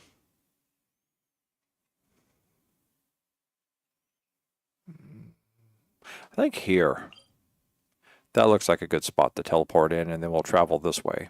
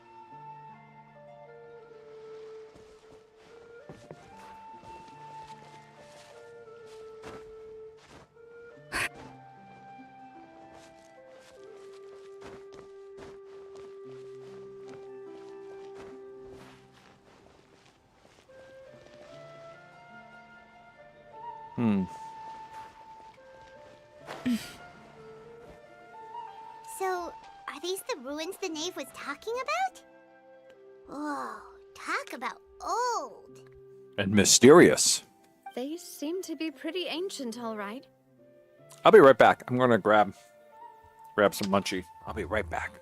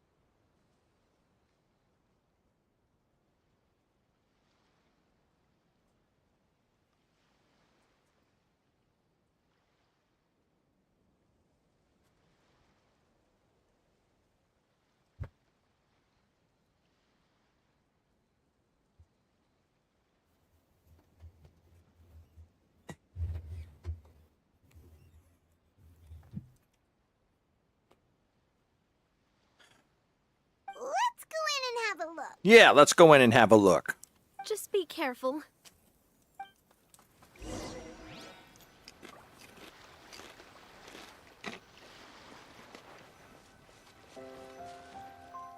Place of secrets.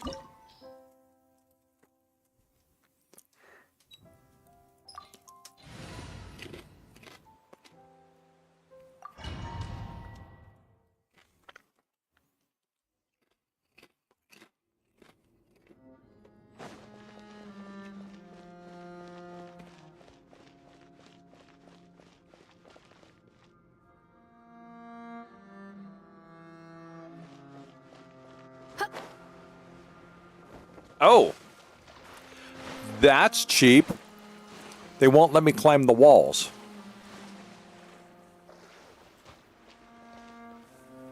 You saw that, right? I tried to climb the walls and it wouldn't let me. Wait a minute. Are you telling me that there's ruins over here and you airwalled it in? Cheap.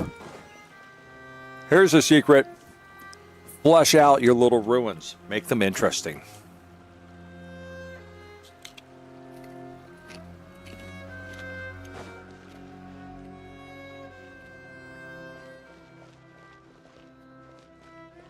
Maybe they will just talk with us.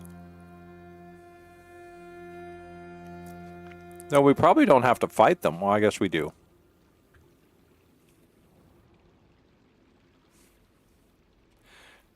Nada, yeah? No. Okay. Shine down. I guess somebody's getting milked here. I'll protect us.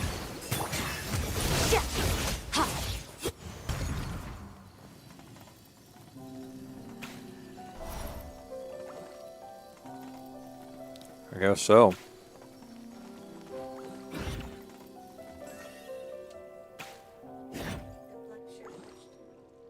No, I've got another one. I can wait one more night. Because I didn't go to work on Thursday, so I have one spare pair. Okay.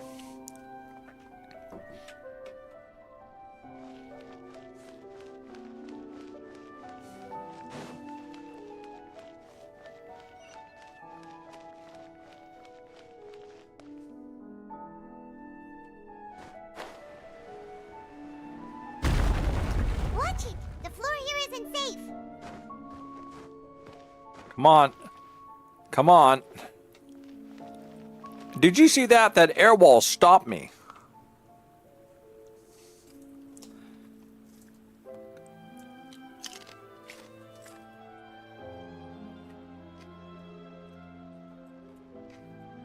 Where do we come from?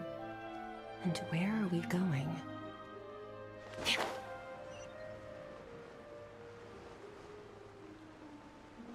Like that the floor falls through and nobody's startled by it.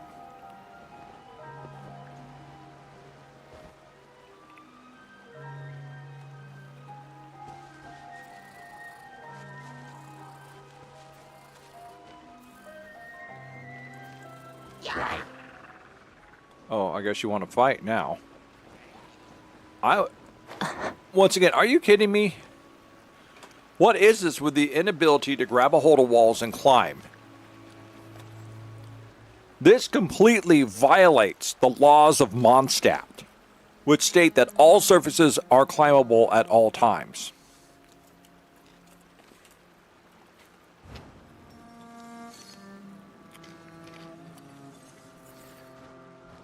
Oh, see? No climbing.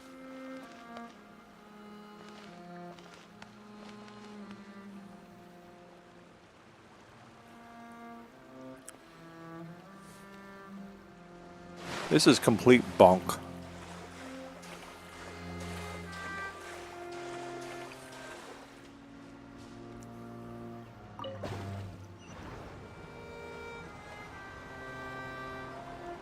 I'm back. Oh, can I have this? What do you mean there's no inventory? I used up a whole lot of stuff to make that stuff.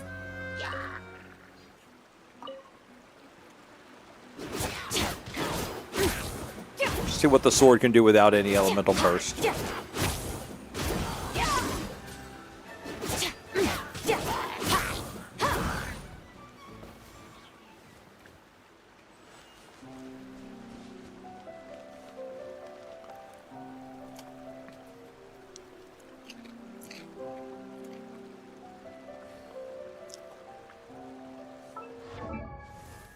Okay, let's see.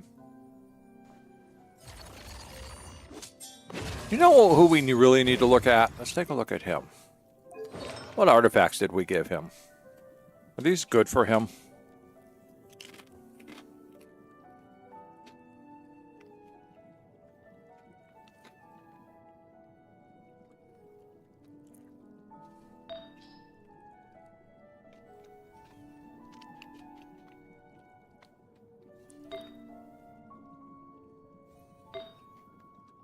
These are probably the best ones we could find.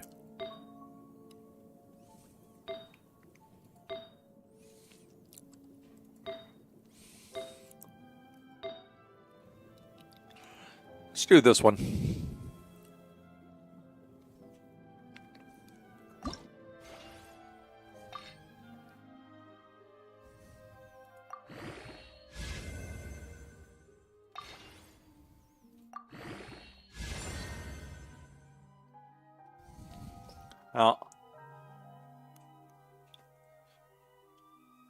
For now, he has energy recharge.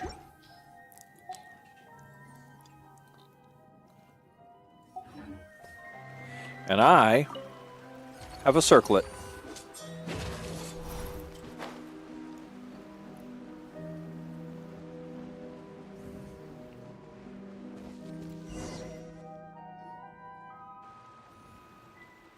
This place has also been contaminated by primordial seawater. Yeah. And a lot of it, too. A Fontainian would most likely dissolve the moment they fell in. Right! You can't go down if there's primordial seawater. It's too dangerous, and it won't be any help for you to just stay here. Don't get by my wrong. We're not saying you're useless. It's just that... No, you're right. I can't do anything in this situation. I'll leave this to you.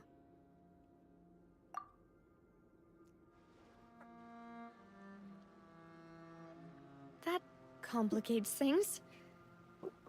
Maybe the only way left is forward. In that case, do you want to wait for us here? The water levels here are unstable, and there's a chance the water will rise.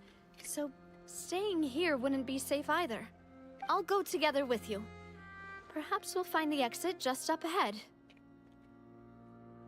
All right. Come with us for now then, but please be careful.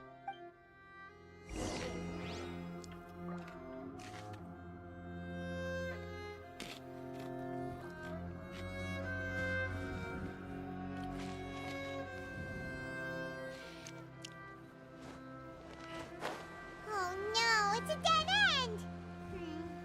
Let's try climbing over from the side.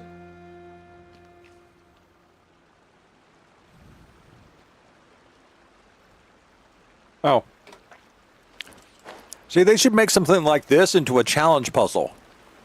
You know, where you have to not get, even though you're not affected because she's in your party, she's affected. And if any of your Fontainians get hit with the primordial seawater, well, they're not usable until the primordial seawater quest is completed.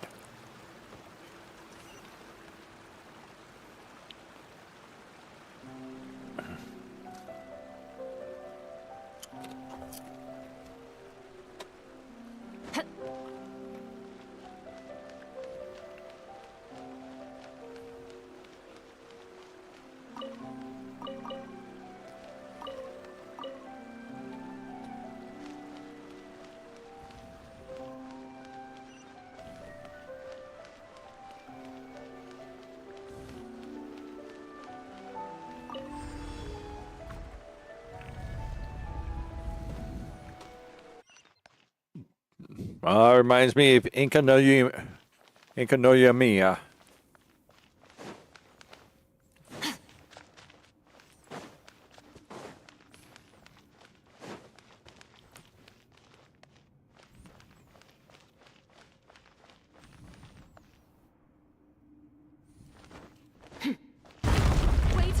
there's something wrong with this bridge. Yep, but we got past it because we are bad motherfuckers. And we have a skirk.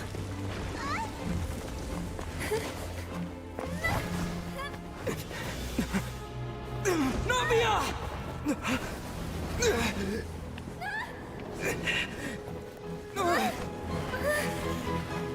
No, we got across. We got across.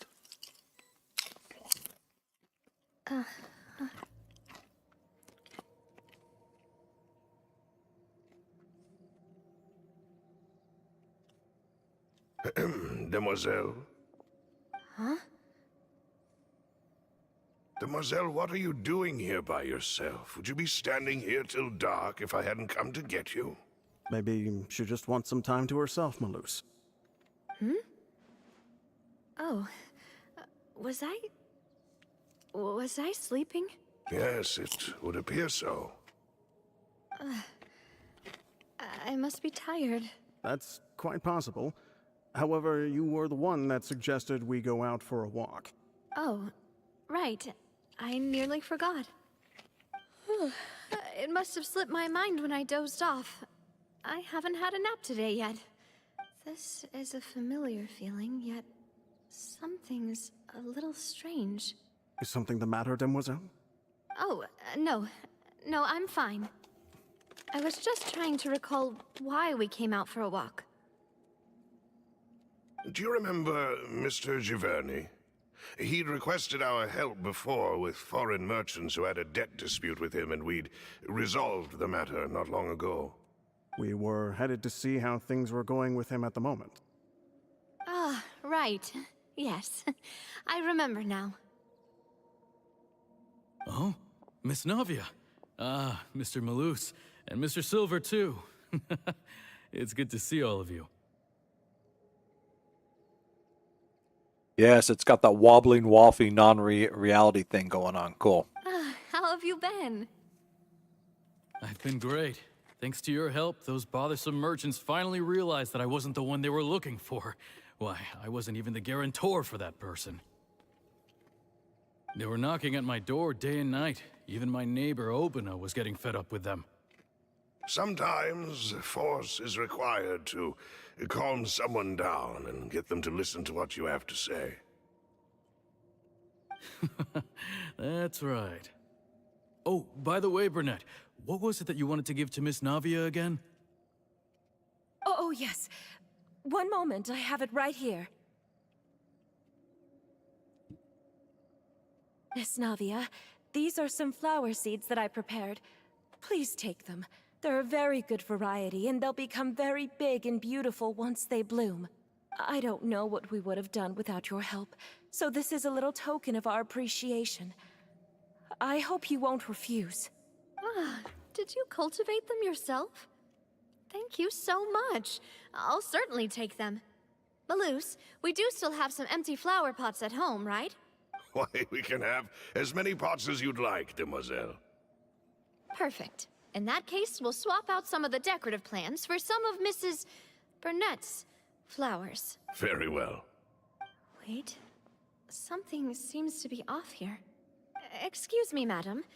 If I'm not mistaken, your name is Burnett, correct? That's right. Is something wrong? No, it's nothing. This is the first time we've ever met, but your name seemed familiar to me. I've heard this name before. Sometime recently, I'm sure of it. And why are there so few people around here? Where did everyone go? We must mind the time, Demoiselle. We still have important things to attend to today. Huh? We do? Like what? Well, now, did you forget? Miss Navia, here you are. I've been looking for you. Please, come to the Opera House. Your trial is about to begin. My trial?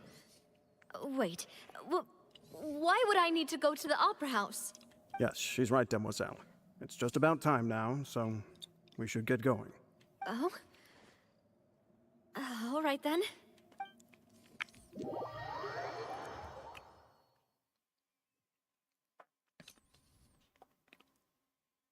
Look, it's Navia! She's here! And her two attendants are with her! Goodness, everyone's finally here. There sure are a lot of people here to see the trial. And they all seem to be oddly excited about something. I even know some of these people. Karina, Desiree, Joyville, Jolien, Essen. Why are so many people here? And why do I have no recollection of this case? And as for the judge... huh? Where's Monsieur Neuvillette? Please sit in the defendant's seat. Don't worry, Silver and I shall accompany you. All right. But are you sure you can stand behind me? Typically, it wouldn't be allowed, but today is an exception. Hey, what kind of place do they think this is? Come on. Do they have any idea what they're doing? Seriously. Enough with the whispering! Could someone please tell me where Monsieur Neuvillette is? And why I'm standing trial? My dear Miss Navia, have you not yet realized what you've done? In that case, allow me to explain. You let us all die! As all here know, you are Master Callus's successor, the head of the Spina di Rosula, someone held in high regard by every soul in Poisson. After you took over the Spina, you treated all of us just like the late Master Callus had. If anyone in need reached out to you for help, you responded. Not only you, but your butler, your subordinates, nearly everyone in the Spina di Rosula fought for the well-being of those in Poisson. Wait a moment. Aren't you just proving that I'm a good person? Yes, correct. Absolutely right. And that is why you stand accused. You have helped so many people get through so many difficulties. You are one with us. We are inseparable.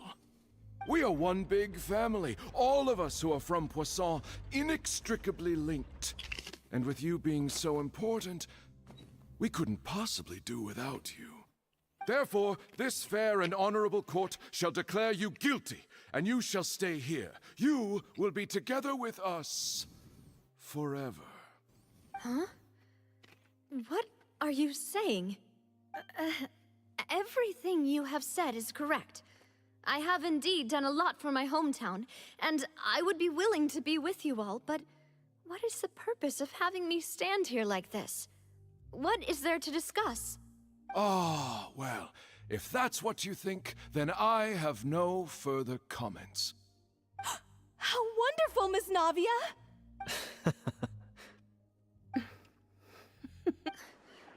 I know all these people. Why are they laughing? I seem to remember now. Yes, I get it. This trial is... Wait just a moment. This isn't right! Malus? What was that, Mr. Malus? Our conclusion is very clear and unanimous. Let the court judge her now. She's guilty! Stay here, Navia! You're one of us! Demoiselle, don't admit guilt. This trial means to keep you here forever. I wish to exercise my right to defend Our Lady. Mr. Joinville, you only know of Navia's goodness, but nothing of her utterly independent mind. She was born a free and independent spirit. She has never been tied down by anything. Indeed, even the death of Master Callus couldn't stop her.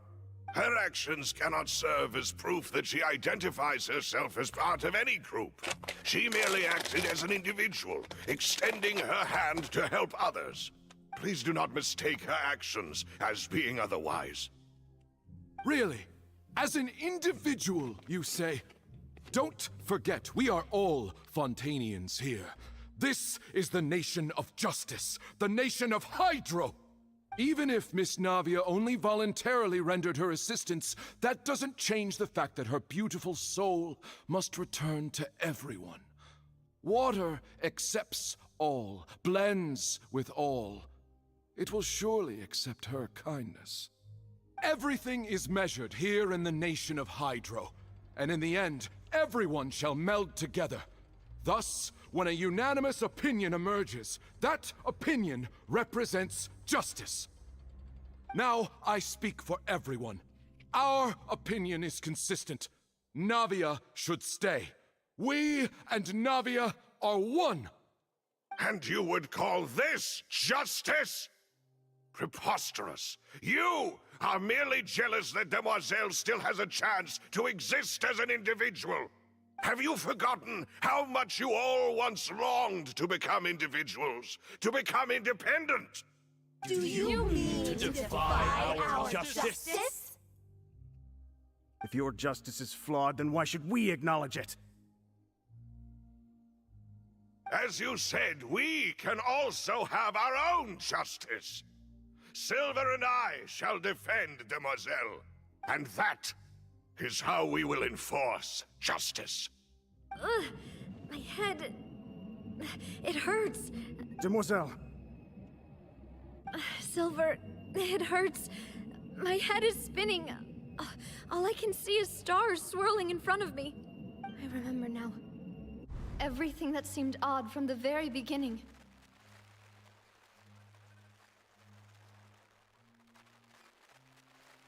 Karina, Desiree, Joyville, Jolien, Essen, and Mr. Giverny and Mrs. Burnett, who we met earlier. Even Malus and Silver. I don't want to admit it, but they're all dead. Don't be afraid, and don't admit guilt. We will protect you to the very end. Absurd! Who are you to say that she cannot be judged? We are the majority, and in the nation of trials, the majority is absolute justice. We are the will of all. Don't let them escape! We shall keep Navia here with us! Mr. Malus and Mr. Silver, must you be so stubborn? How could the two of you possibly hope to stand against the collective? Do not resist. This judgment is fair and just. Navia belongs to us. After all that happened, she should not be left alone in Poisson. What are you saying? No more excuses! He says we're jealous. Jealous?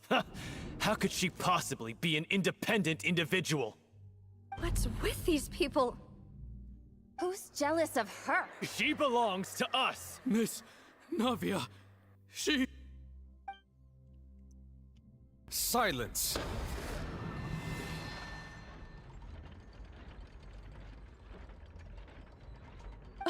That's...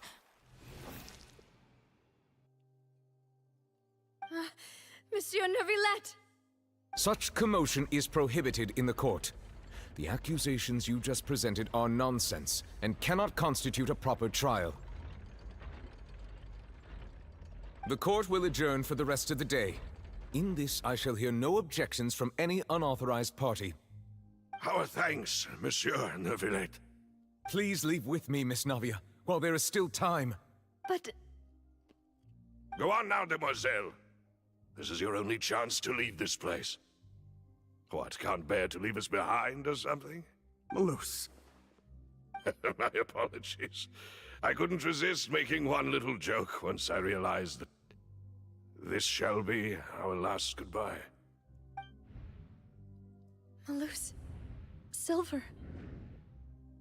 Quickly, you must come now. Goodbye, Demoiselle. Farewell.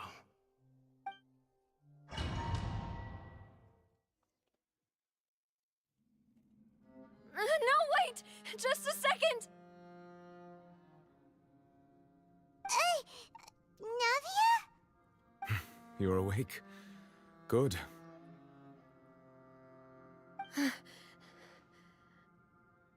I must have been dreaming.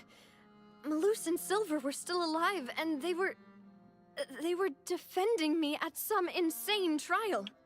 It looks like you're all right. Did all the sad feelings cause you to have a nightmare? Paimon could give you a hug. The ruins you were exploring suffered a cave-in. When I arrived, I found you falling toward the water.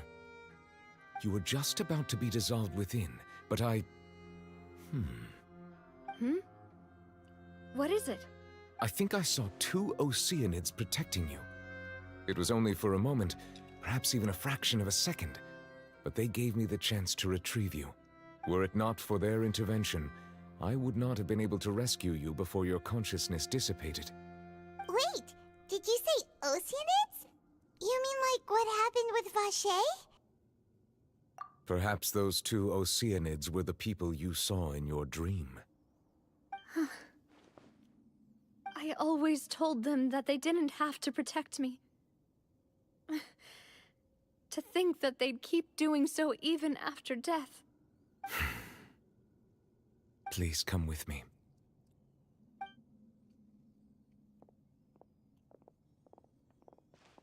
Neverlet, are you okay?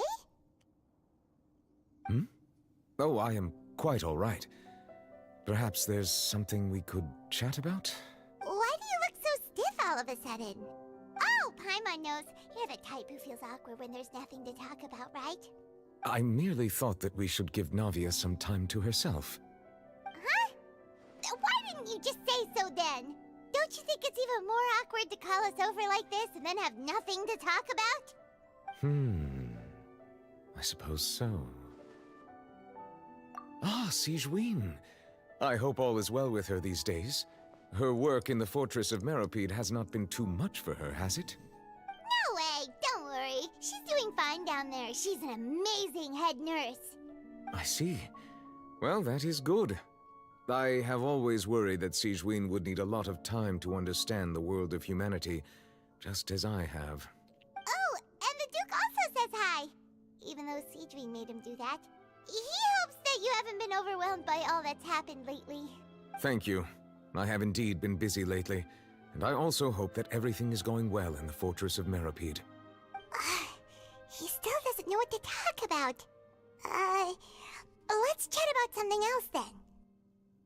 So, Neverlet, you're probably quite the swimmer, huh?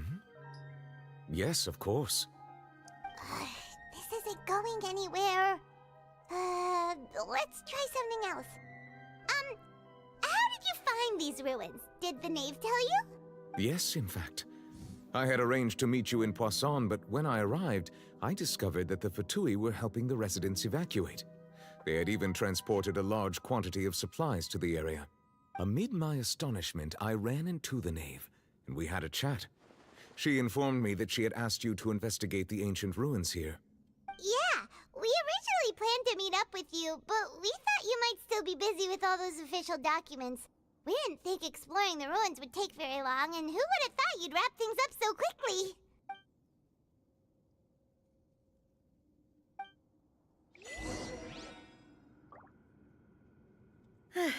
I'm sorry to have kept you all waiting like that. I'm feeling much better now. I guess we should get going again. Will you come with us, Monsieur Neuvillette? Yes, if you wouldn't mind my company. All right! Another one joins the party! Let's get going then!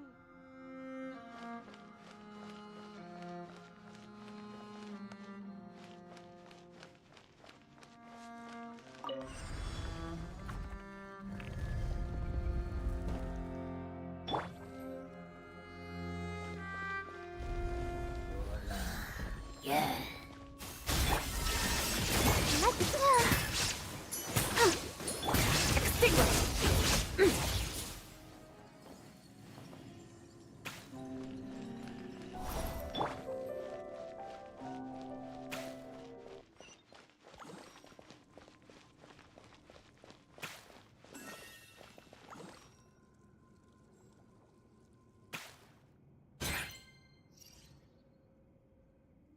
Oh no, I see sunshine up there.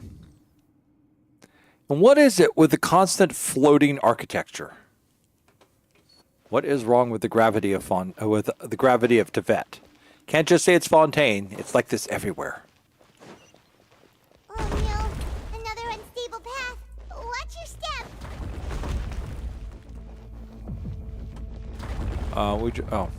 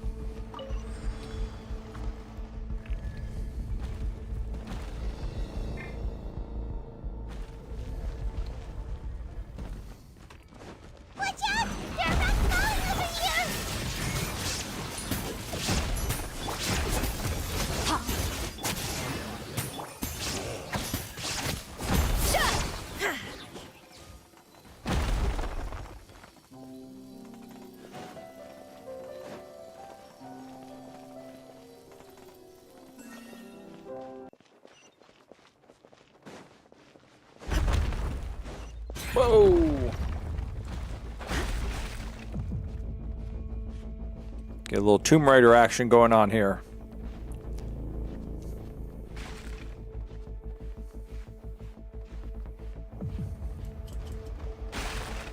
Seems we're almost at the top. Keep it up! Oh, hold on.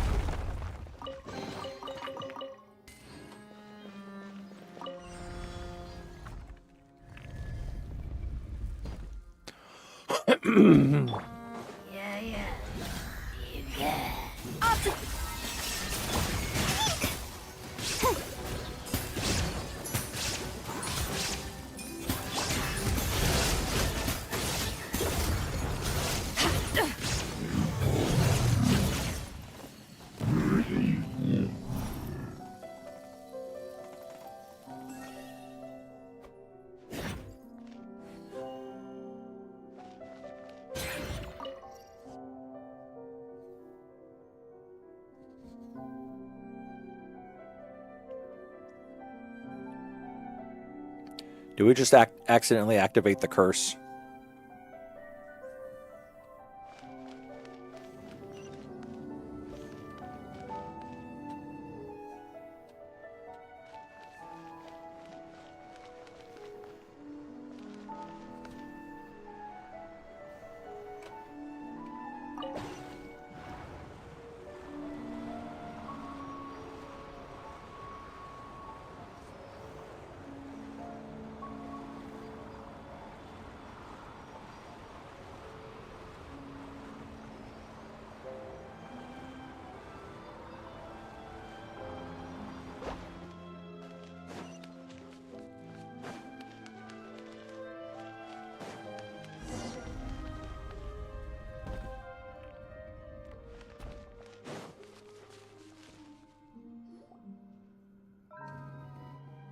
Looks like we've reached the end.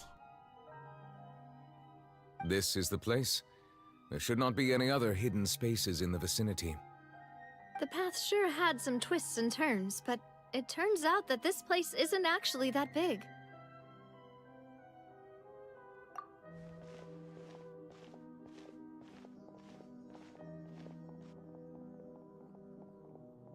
Stone slates? It seems like they were put here as an offering. Could we take them down and have a look? Perhaps we should just leave them be for now.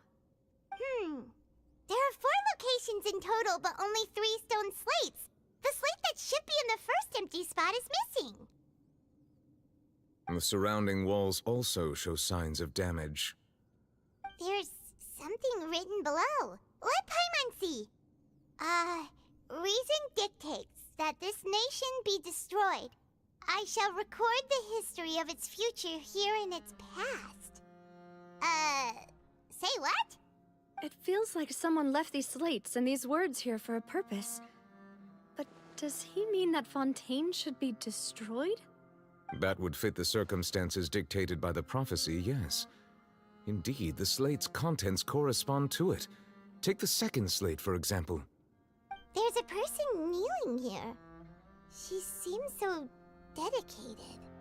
And there's a whole bunch of other people behind her doing the same. She's facing this... what is this? Some kind of island in the sky?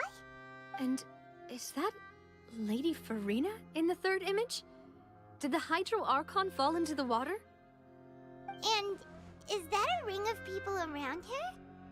Paimon doesn't quite get it. Are they all in the water? The fourth image. I know this one. This exactly matches the content of the prophecy. The people will all be dissolved into the waters, and only the Hydro Archon will remain, weeping on her throne.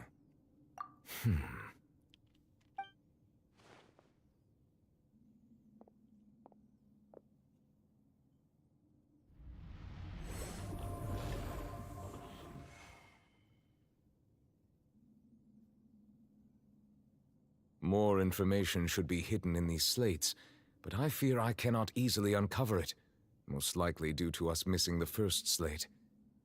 Don't blame yourself, Monsieur Neuvillette. Deciphering ancient stone slates isn't one of your duties.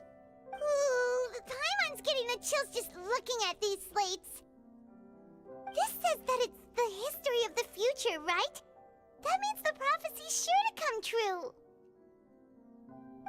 I really hope it doesn't mean that. Still, Paimon feels like these images are kind of weird when you look at them together.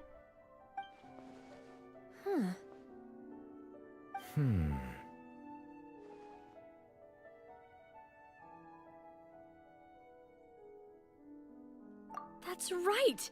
If the images are in chronological order, shouldn't the fourth, the waters drowning Fontaine, come before the third, where the Hydro Archon herself falls into the water? And yet the order is reversed here.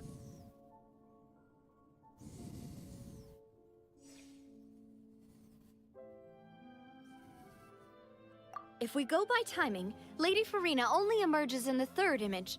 That means that the person in the second image might be the previous Hydro Archon. Egeria, then. I had never met her, but her appearance here does match the records. The previous Archon kneeling before the floating island in the skies, as if confessing a sin. Did she herself commit that sin? And if not, why would she be in such a posture? Also, I'm still wondering why these ancient stone slates are here at all. Judging from their contents, could this place be the origin of the prophecy? Does that mean that someone, or some people, once saw these slates? But who would have created these slates and left these words here? It seems that any further clues will have to come from Farina. Okay, well, I'll be up for a while still. So, I was thinking I'll leave the lights on for now. Okay. Turn them off and maybe just leave the door Okay. short enough. All right. I don't know what else to do if she doesn't show up. I know. I understand. Night-night. In that case, there's no time to lose. There's nothing else to be gained here, so let's head back first. Yeah, we'd better get somewhere safe for now.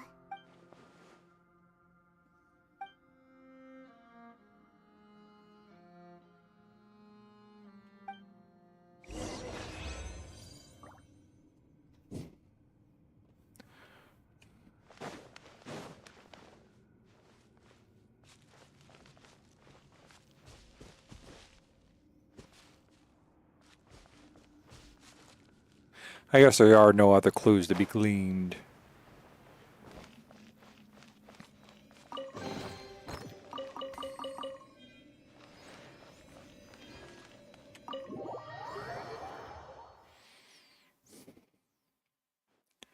Let's split up here. I'm going to check on what's happening with the Spina. You know how it is. There's some things you just need to be there for yourself. You still have energy for that, Navia? Paimon's already beat. Just head back to the Fleuve Cendre and have a rest then. Thanks for keeping me company all this time. I'll depart as well. Thanks for your hard work today. Rest well, everyone. Traveler, I will go talk to Farina tomorrow morning to ask about the stone slates. I'm sure that you're concerned about this matter as well. If you have time, drop by my office. I will share the results of our discussion with you. Are you really gonna talk to her about this directly? Will that be a problem? Paimon's getting a little scared now that it's come to this. She has long been harboring secrets and will not give them up easily, which makes it all the more my duty to ensure that she understands the present situation. Alright, we'll leave it in your hands then. You're probably the best person to talk to her anyway. I will be carefully considering my words tonight. Traveler, Paimon, our safe house at the Fleuve Cendre is always open to you as ever. So please don't think you're an imposition. All right. I'll be on my way then.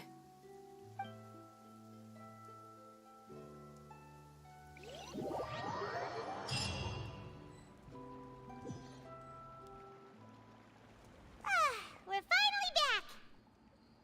Welcome back. We've got a special menu prepared for you two tonight. Oh, really? What is it? Death.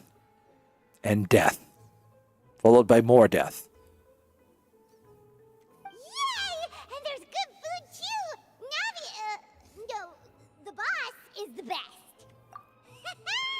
Ooh, desserts. Nice. These are all Paimon's. Paimon's already starting to forget what happened today.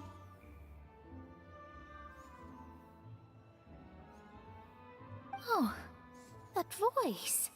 Is that who I think it is? Huh? It's you two. What are you doing in Fontaine? Oh, you know, mayhem, destruction, thwarting prophecies. All in a day's work. It's a little hexen circle.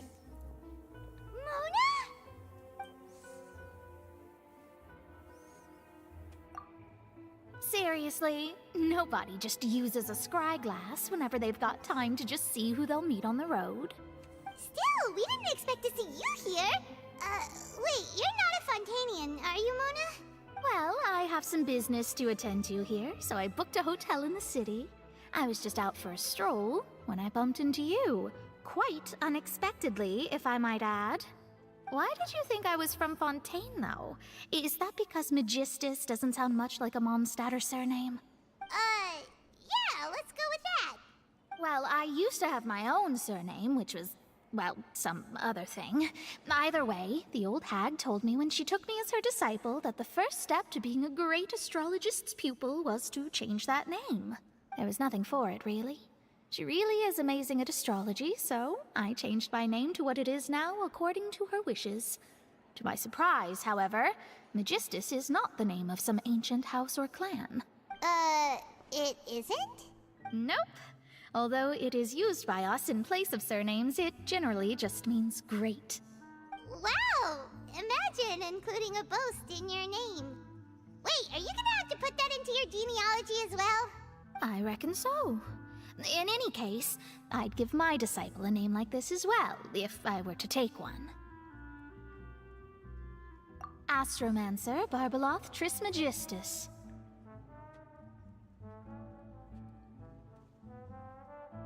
Whoa, that's a long one. Does it also mean great or something? My name means Mona the Great Astrologist. As for the old hag, hers is, in plain speech, the thrice-as-great Scholar of the Stars.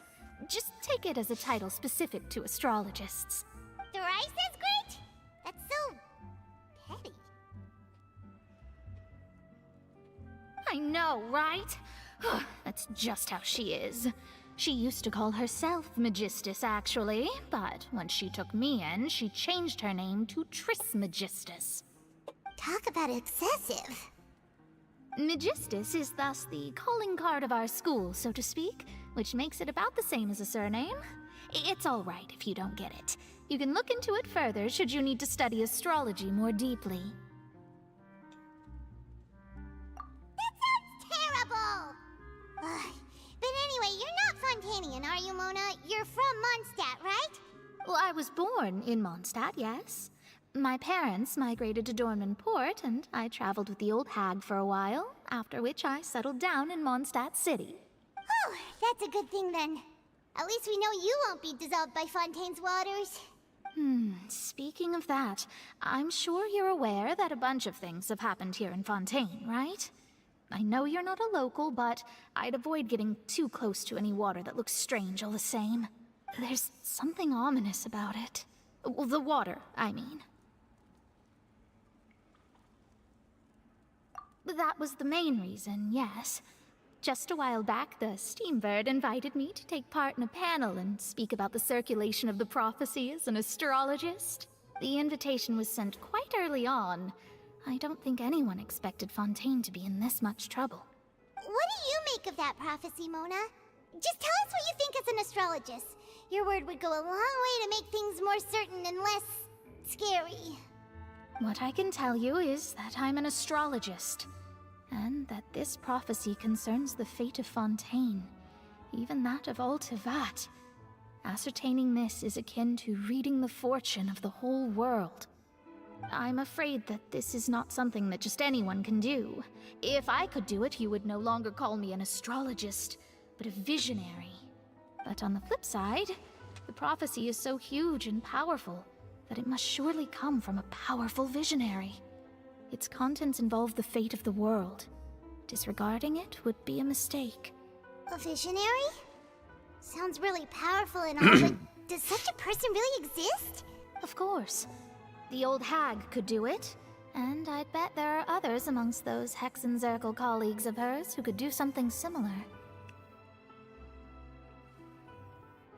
Huh? Are you sure? All right, I'll help you. It isn't often that I see you with such a serious look on your face. I'll tell you once I hear back from her. Thanks, Mona. You're amazing as always. Oh, well, this is something only I can do after all. So yes, your praises are quite welcome. That's the greatest of astrologists for you! Of all the people we know, you know the star's the best! Indeed. That's the spirit. Oh, sorry. I came to see what all the commotion was about. If there's anything you need, do not hesitate to inform the Spina di Rosula. Oh, whoops. Guess we were getting a little too carried away there. Well, I'll go tend to my own business now. If I receive any news, I'll be sure to come find you two again. And there she goes, quick as rushing water. And here we are with the Spina guy giving us suspicious looks. If Paimon hadn't spoken for you, it'd be you getting all the weird looks. The things Paimon does for you. That's more like it.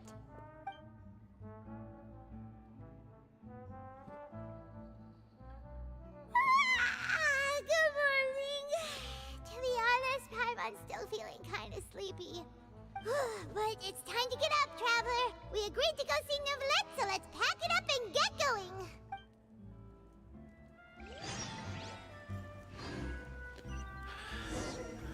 Oh, let's take the quick way.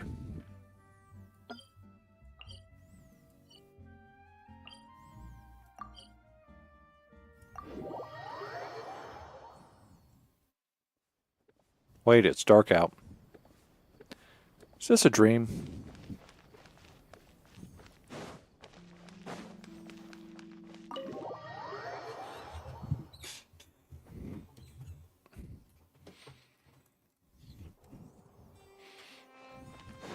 Wait, you know what? Hold on a second. We got gypped here. Hold on. Where is that? There it is. Yeah. There we go.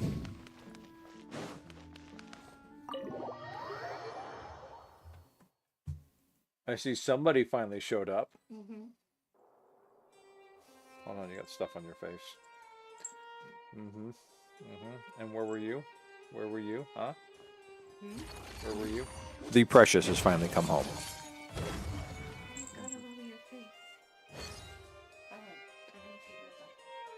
Okay. No, Mom. No, you're not going outside. Okay. No. All things come to an end. Even time itself. Yeah. Close my door and I'll go out and take care of the garage.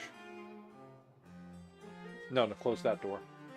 Okay, I gotta go close up the garage. We kept it open in case Precious showed up late. So I'll be right back.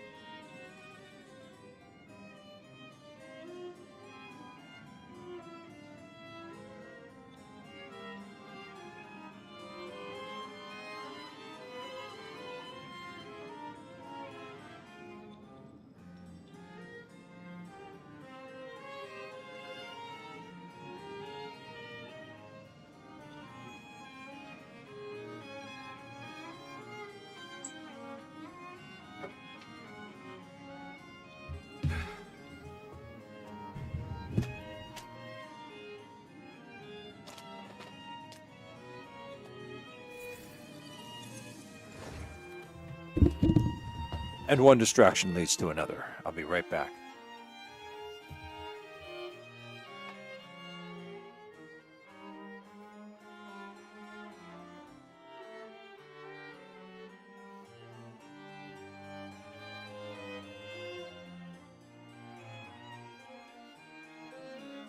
Where do we come from? And where are we going?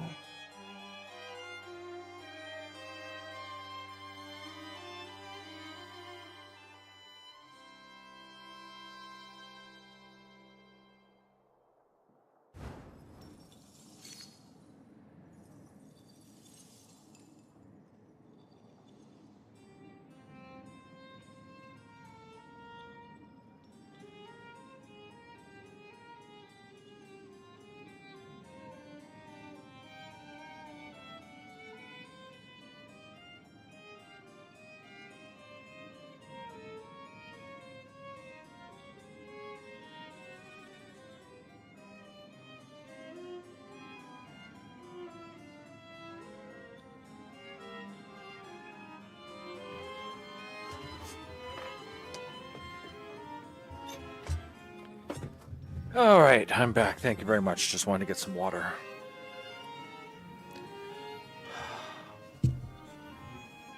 Where were we going? Oh, that's right.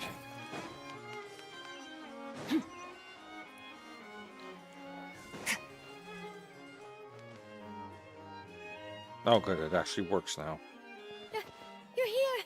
Finally! Is something wrong? Monsieur Neurvalette and Lady Farina, they seem to have gotten into a dispute. Please go see for yourself. Oh, sure. I want to go see. Like I said, I've already explained everything. And yet the problem has not been properly solved. There is little space for excuses between us. It is not my intention to offend you, but please, tell me where you stand. You are the Hydro Archon Focalor, are you not? Look at this. This is a list of the victims from the recent Poisson incident.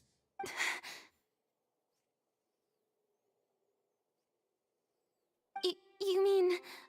they're all... We did not arrive in time to avert this disaster, and I will not have it happen again. I will say this once more. You must tell me everything you know. Yesterday, I found 3 stone slates in some ancient ruins near Poisson. Do you know anything about those? Seriously? You're questioning me like this is a court case now. I don't know anything about that. But you found them in some ancient ruins, you say? That's correct, which is why I came to ask you some questions. There should have been 4 slates, but one of them was missing. The other 3 feature different images that seem to correlate to the prophecy. The prophecy? The second of these slates depicts the previous Hydro Archon Egeria kneeling before a floating island in the sky, as if confessing something.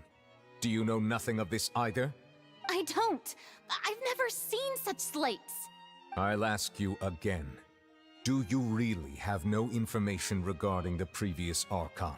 My deciphering of the slates indicates that the Hydro Archon Egeria once had to confess to, or apologize for, a certain sin. If anyone would know about it, it should be you. All gods don't have the same secrets, you know. She was herself and I'm me. Is it really so strange that I know nothing? I understand your concerns, but I'm sorry. I just don't have anything to tell you. Forgive me for saying this now, Lady Farina, but I have long known of your various secret investigations into certain matters. There are several indications that you have been investigating the prophecy on the sly. This is not strange in itself, considering that you are the Hydro Archon. But it is strange that you should also claim to not know any of Egeria's secrets, as well as do nothing following your inquiries. You have never been as superficial as you have presented yourself to be, nor are you a fool. And yet, your behavior is very inconsistent.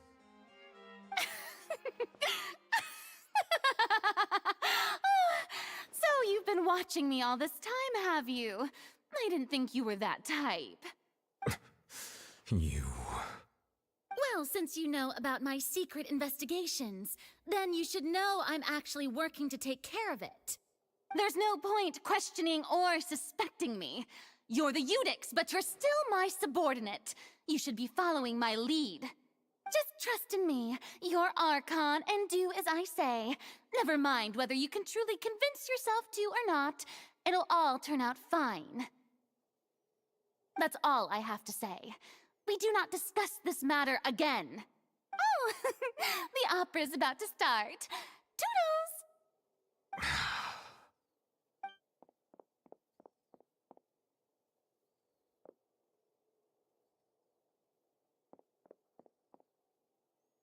Did Farina not notice us standing by the door?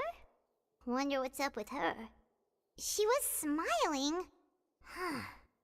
She didn't seem in the mood to care if we were listening in or not. I assume you've been outside for a while now? Oh, you noticed. Seems Farina didn't even realize we were here. She was in a great panic, though I cannot discern the reason.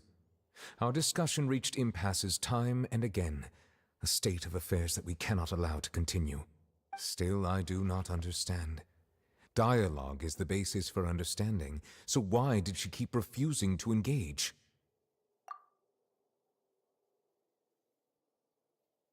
Everyone in her inner circle has noticed that she is hiding some secret. The issue is her attitude. I fear that she will not reveal anything unless absolutely forced to. We may have to create a situation in which she will have no choice but to speak. Oh? Like what? Normally, people will only reveal the truth when standing trial.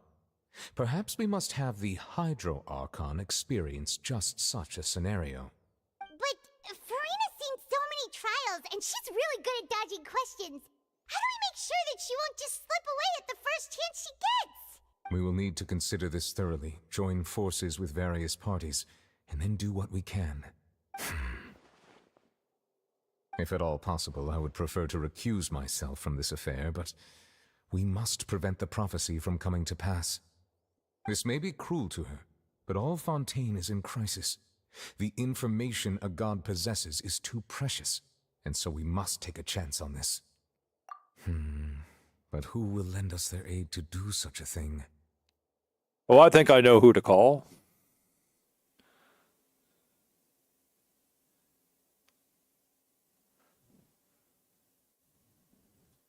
What is it? Odgard Traveson Call? Gentleman Adventure?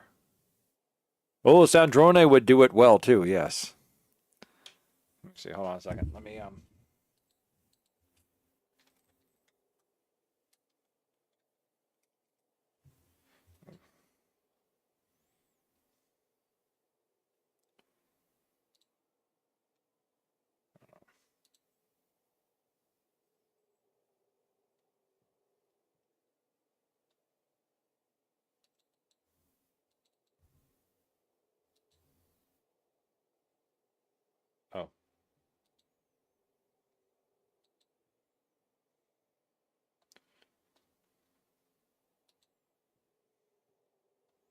Where is he?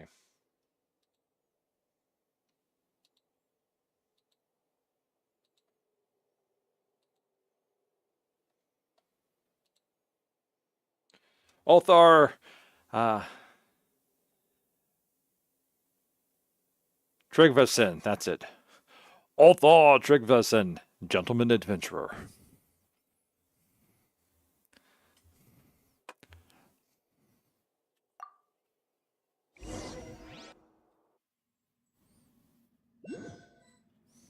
We managed to actually survive a few more days. Well, that's everyone, huh?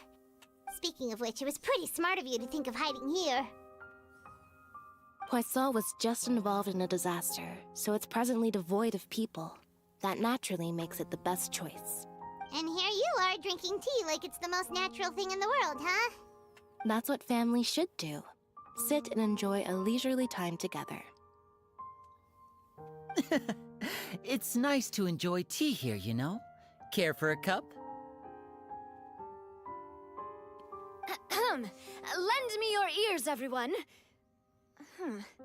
Or perhaps one of you might like to start us off. How about you, friend? Me? No, I don't think I can.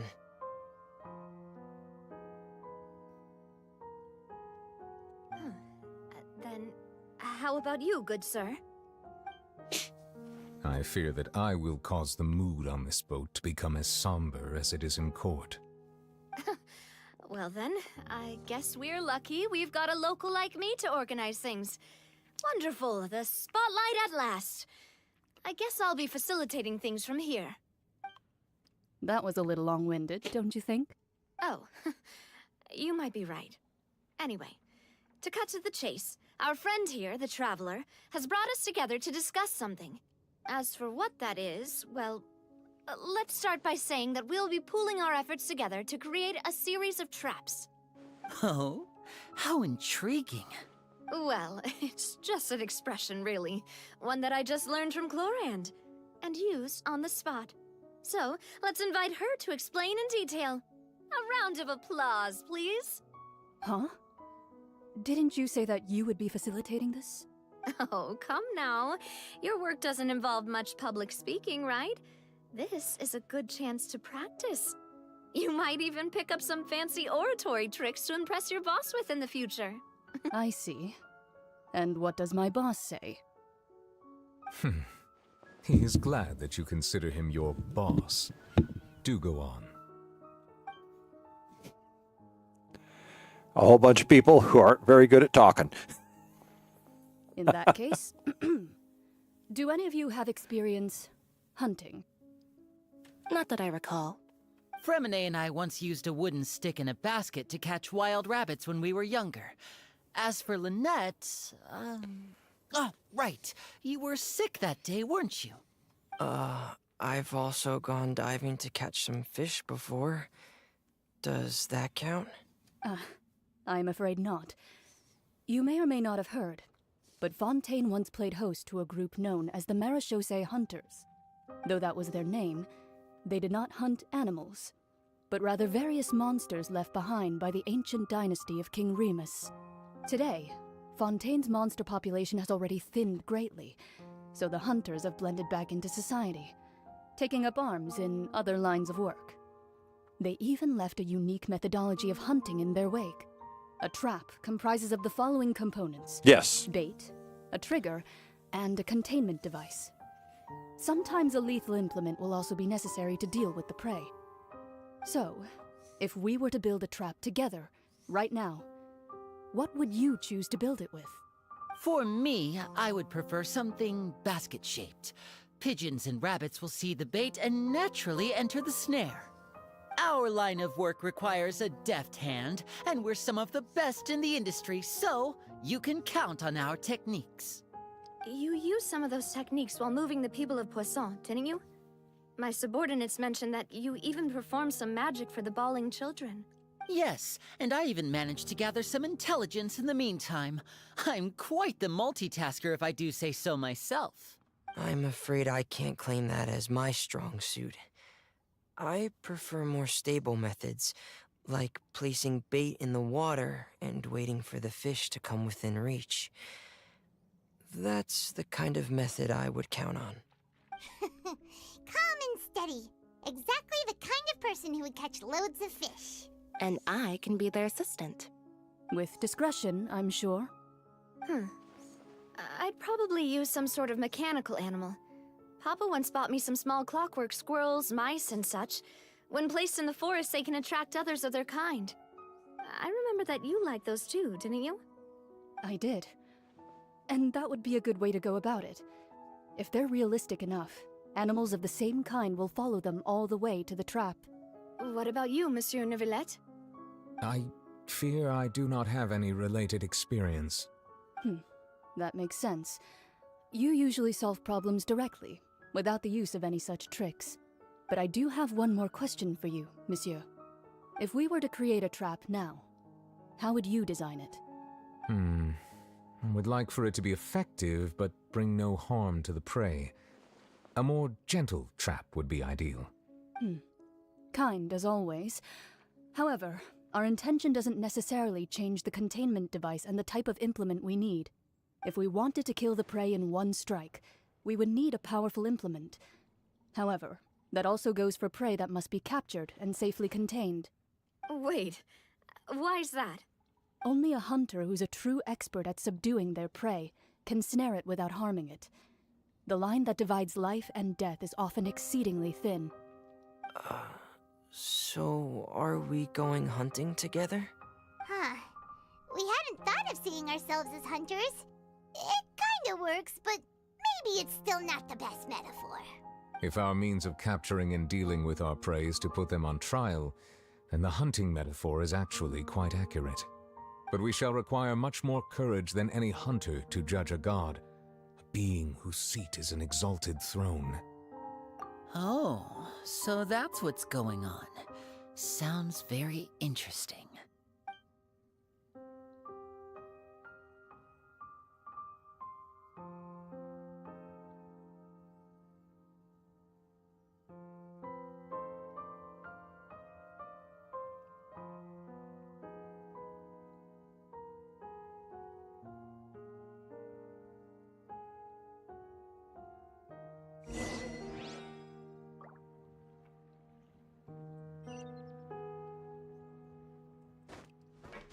Oh, 742 miles.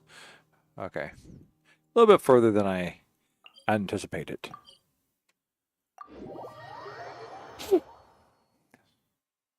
Oh, we're back down here again. Okay.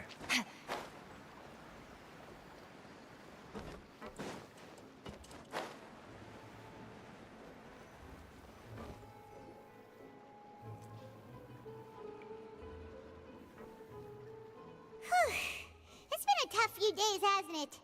So much has been happening. Paimon didn't think the meetings would go on for so long, but everyone seemed pretty fired up, huh? Paimon thought they'd be at least a little frightened. Well, Fremine was, now that Paimon thinks about it, but everyone else just looked a little surprised. Well, it's hard to say. Paimon doesn't have any experience with this sort of thing. But with you around, Paimon sure will do great. After all, you're the most reliable person in the world, aren't you? Did you just pour some tea? Paimon didn't notice you doing that at all. Then what's that? Paimon's never seen that cup before. Don't be frightened. I'm just joining you two for tea. I merely refrained from saying anything till now. Who's that voice? But there's no one here. Huh. Have you forgotten me already? Wait, you are familiar. You're the voice we heard from the sky in Sumeru. The voice from the sky, I fear that description is wrong, though not completely wrong. You're feeling lost now, just as you were feeling previously. I sensed that confusion and thus came to you. Guiding people is an irresistible hobby of mine, after all. Consider me a passerby, just accepting a commission from my friend's disciple on a whim. The prophecy. Yes, what has been prophesized will be fulfilled. You may view such things as the history of the future. What? Then is there any way we can stop it? I believe you have witnessed a failed attempt with your own eyes. Can everything in Teyvat so easily be changed? Ah, so you've caught on. Just as prophecies are usually only the future as seen from the perspectives of the gods, could things be happening in hidden corners, where the gods' gaze does not fall? Are the things that you shall see different from the fate that the gods perceive? What is she talking about? It all sounds really impressive and important and stuff, but it also sounds kind of scary. I believe that you understand, right? Some things are insignificant, but others, you must reach out to change. ultimately, fate shall serve as your only guide, no matter what will happen in Tevat's future. All you need to do is to play your part. This was good tea, by the way. Thank you for your hospitality. Well, that'll be all for today. The voice. It's gone.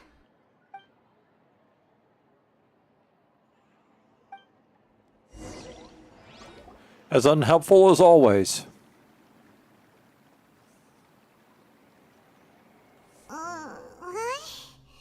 I want to hear someone talking. All right, coming. Hey, it's you who's getting lazy, okay? Well, I see I've walked in on some lively banter. Luna! Fine, just fine. I went to take part in that Steambird panel. It turned out to be more interesting than I expected. Not all Fontainians are pessimistic about this. One journalist mentioned that sitting around and waiting for the end to come would be wrong, and that they should make their own rescue preparations. I agreed, so we had a brief chat with her. Did she have pink hair by any chance? Why, yes, it was Charlotte. I assume you've heard of her, no? That daredevil journalist? I'm in full support of her view. Prophecies are very important, but how can people allow their lives to be commandeered by just a few words? That's right! Paimon's glad to hear something sensible for once. Ah, yes. About what we had discussed before. I did try, but I'm afraid I couldn't reach the old hag. I'll try again tonight, but I wouldn't get your hopes up. Huh?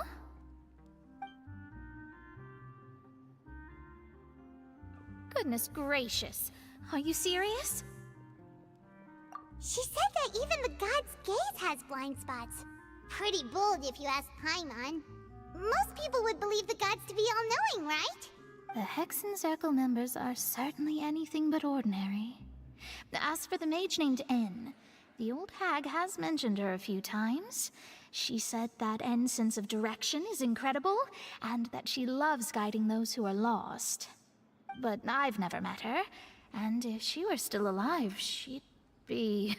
well, suffice it to say that the hag's at least a few hundred now, and N's been around for longer than that. Whoa. The Hexen Circle sounds like a scary group. But they must really stay in shape to live so long. Their abilities alone are pretty terrifying. If she came to see you personally, then the problem you're facing must truly be of great importance. Well, it's not like Paimon could understand anything she said. Yes, she was quite cryptic, but I suspect she means that there is still a way to turn things around. She didn't say when or what that would be, though, so perhaps it is something that you cannot know right now.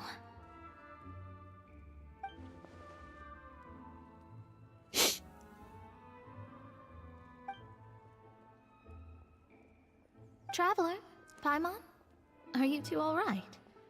Oh, we're fine. We're just a little down right now. It kind of feels like the end is coming, you know? I see. I feel that same sense of desperation, too. I guess you could consider me someone who has often witnessed fate.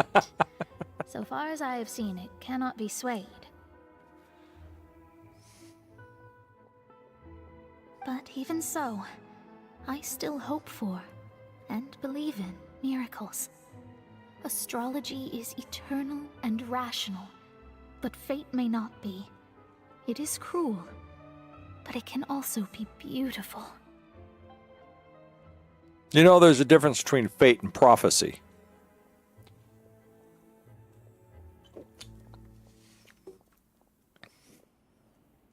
Perhaps that's what N was trying to tell you. Not to lose heart, and to believe that what you are seeing playing out before you is not yet set in stone. I did originally think of steering clear of all this, but I couldn't. Even if this is all futile, I still wish to help everyone. If we don't struggle to the last, then how can we face the end when it comes? Huh. You do have a point. There I go, talking about astrological principles again. Sorry about that. The moment I start talking about work-related stuff. I need to get going. It was worth trying to comfort you, even if only a little. I believe that you'll help those who are struggling in the same way I did. I suppose that might be why we always seem to meet by coincidence. Paimon feels kinda moved by what Mona said. But also kinda sad, too. Hey, Traveler. Paimon suddenly feels like going outside for a walk. Let's go. Let's walk around the city, shall we? There's a few spots we always like to walk by. Wait a minute. We've had a chance to walk around the city?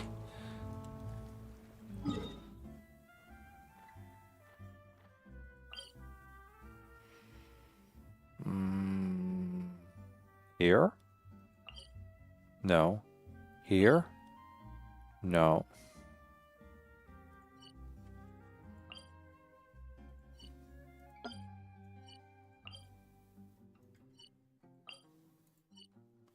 That's weird. Nothing will take me back. There we go. That looks like the one we'll have to go to. Or maybe this one here. Okay, that's the one that's downtown. So, either this one or this one. We'll take that one.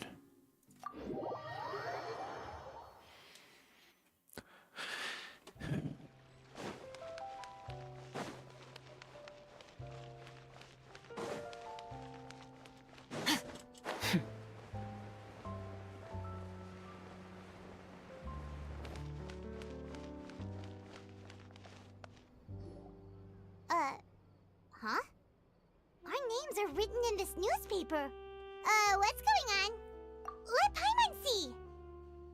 The underwater stronghold, the Fortress of Meripede, has continued in its noble autonomy, but that does not mean that others cannot interact with it.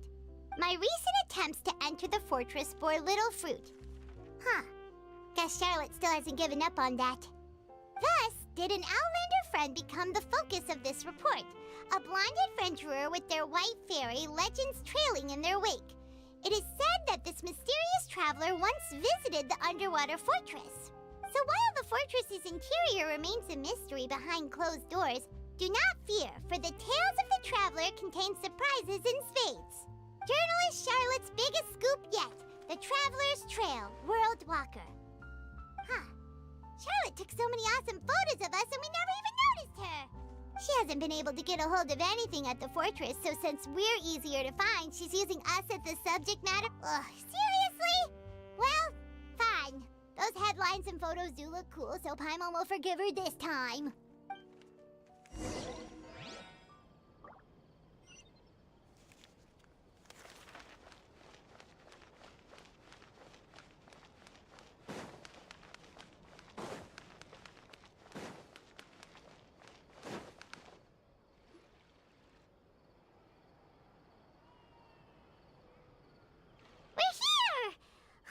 Paimon's hungry.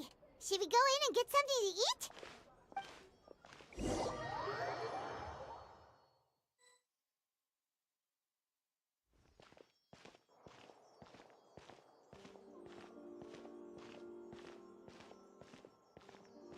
Hey, quick! Look! That's the limited edition only 16 slices a day cake! It was so delicious the last time we tried it, despite the tense situation we were in. Let's give it another go. I'm sure it'll be great. One slice of cake, please. Someone showed up after all. Oh, wait, you're the one from the Palais Mermonia. Oh, are you here to buy cake too? It seems Monsieur Nervalette was right. You really can eat. Wait, did he really say something like that? That's right. Even he has his own preferences when it comes to food. As for me, I love the cake and coffee here. Do you come here often? I could have sworn I knew a Melizine like you in Liyue City. Usually every day. What's your sign? Every day? It's part of my daily schedule, apart from work. I shall have my cake and coffee. Then what if someone told you one day that this place would be closing soon, and you wouldn't get to eat cake here anymore? What would you think? But why would it close? Well, Paimon doesn't know either, but maybe the waters will rise tomorrow. You know, like in the prophecy. Oh, the prophecy. To be honest, I haven't paid much attention to that. No, still, even if there'd be no more cake tomorrow, that wouldn't keep me from having some today. No, it's the same for eating in general. You might not be able to eat tomorrow, but if you can do so today, then you should carry on. That's what people call living, you know. Huh. Don't be sad. Excuse me, could I have 2 more slices of cake to go? These 2 slices are for you. Sijuin said that this kind of expression you're making is what humans call being sad. Oh, you know Sijuin? I sure do. She was born before me, and she sometimes comes to the surface to teach us things about humans. She said that humans are creatures that are saddened easily, yes, and you can only lift their spirits by feeding them delicious food. So please try the cakes here. I've got something else to do, so I'll be going now. You two try to stay in a good mood after eating, all right? Bye.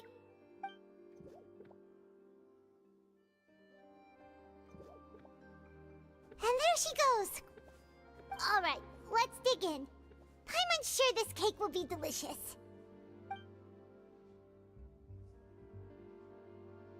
It's more delicious than last time, and the flavor gets even better with a sip of tea.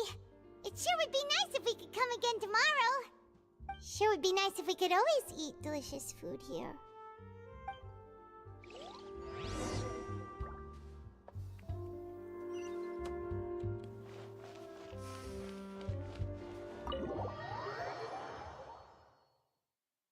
Oh, we're near the Steambird office.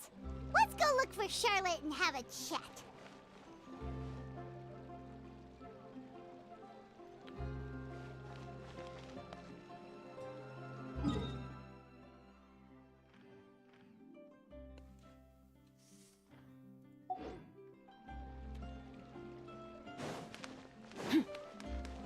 Where? The V won't work. Am I gonna have to do this the hard way?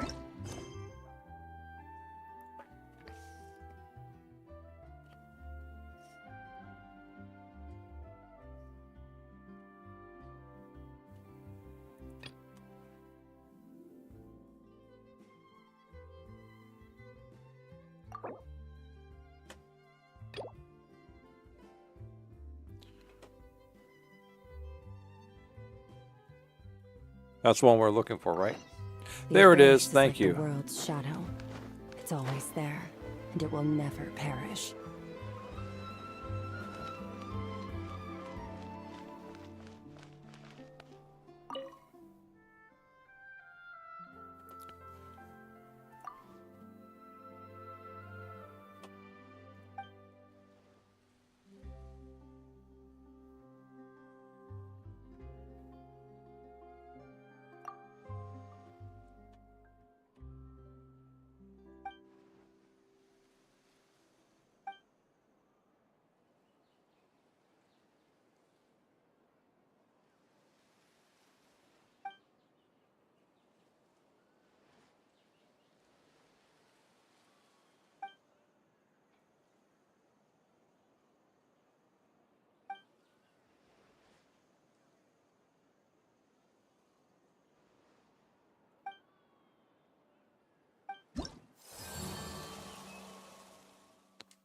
Oh.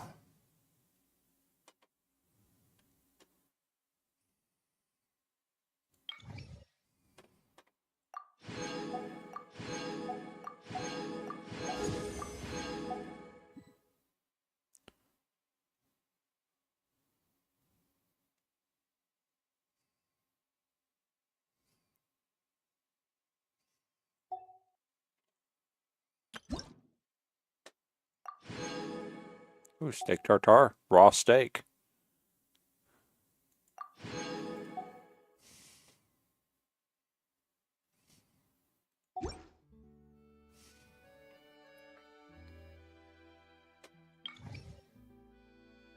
Do we dare deviate?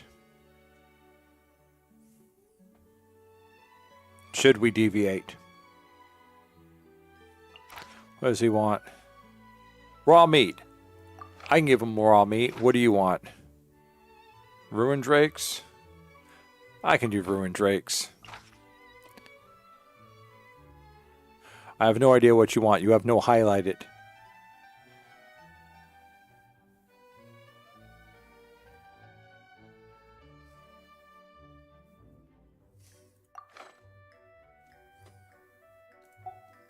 What are the bounties? Ah, nothing we can't handle. Actually, we can't do bounties yet. They're locked off. Oh no, maybe they aren't.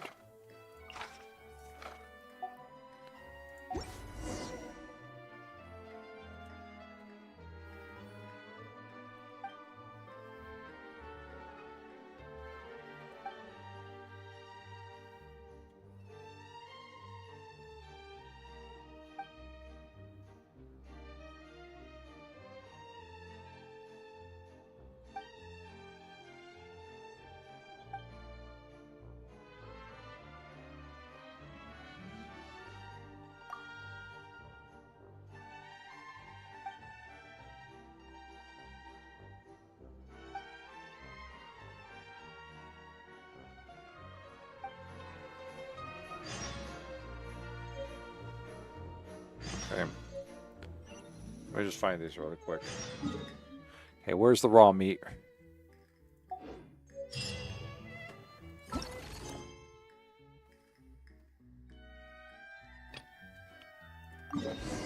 Yeah, he's right there. Look at that. Right there. Next to the Hydro Archon statue. Easy. Easy. Where's he at? Where's he at? Of course, it's not easy. I'll wait for that. Give me my free book. Thank you.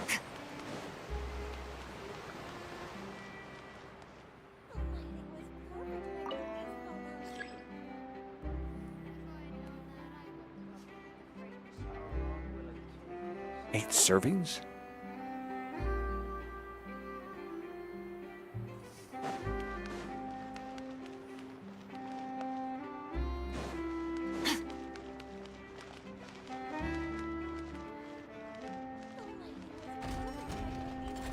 Thank you. This was supposed to be easy.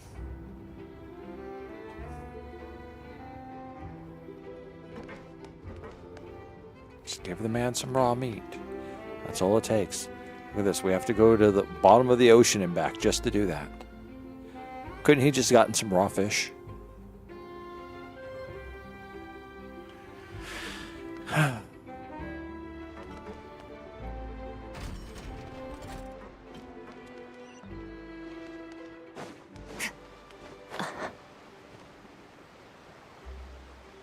Where's he at? There he is, right there. Why aren't you someplace like...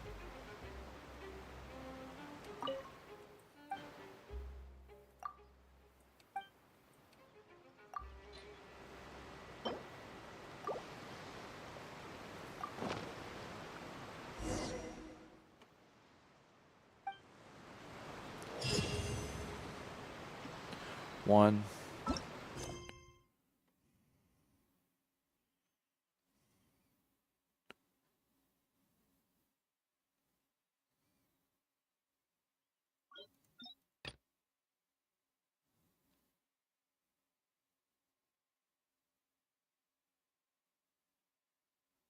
Yeah, we'll skip that one for now.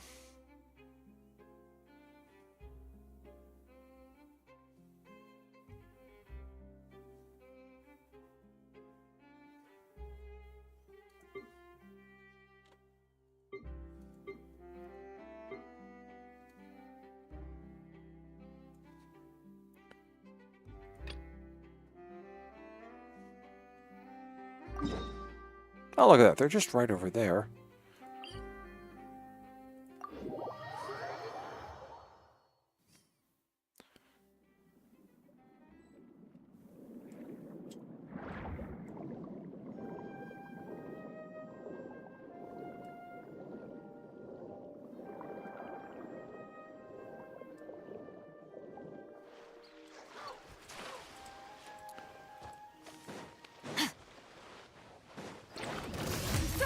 Shine down. A little amuse bouche.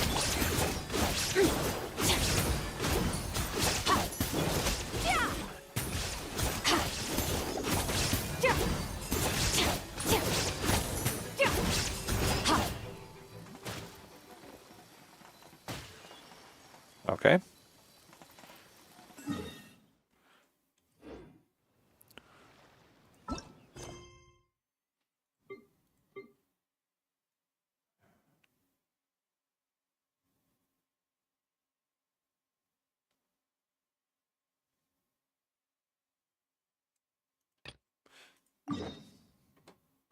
All right, that's the hard one to get through. I swear. Do you think they'd make this easy, you know? Don't they understand I'm a hero? A lot on my mind.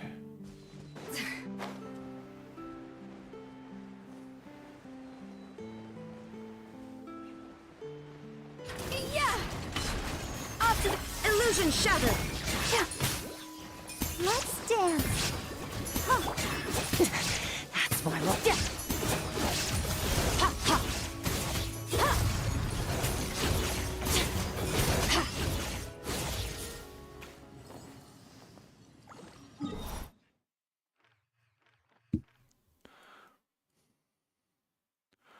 See, now where are we going here? No. That's where we're going.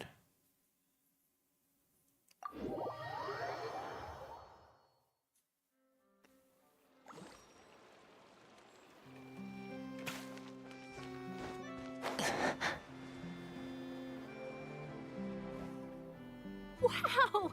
If it isn't the Traveler and Paimon! Oh, have you seen the article I wrote about you? Ha! You've got some nerve! You just used us to make some quick mora! Oh, you needn't worry about that. I heard that you were in Poisson some time back, so I sent you a letter to discuss just that. It appears you didn't receive it, though. It's all right, though. I've set aside the amount intended for you. I've even set the table with some food. Really? Oh, you're the best! You're almost a little too easy to win over, Paimon. If I were a journalist with ulterior motives, you'd be in trouble now, you know. Oh, Paimon knows you're not like that. Still, what brings you here all of a sudden? Were you looking for me?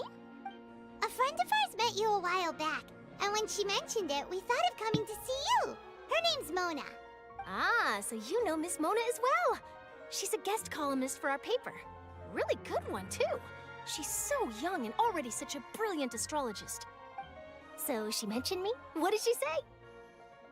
She said that you're a real daredevil of a journalist. Nice. In which case, can this daredevil journalist dare to request an exclusive interview with the legendary Traveler and Paimon? No. Huh? So your article in the paper today doesn't count? Oh, of course it doesn't. That was more like live photography. What I'd like to do is dive deeper and ask you to talk about the things you've seen and experienced.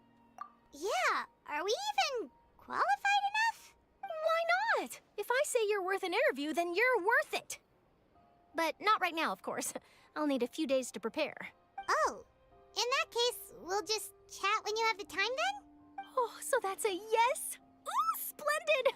I'll tell the editor-in-chief immediately. I'll have to apply for lighting, a venue, some props, and whew, so much to get done now.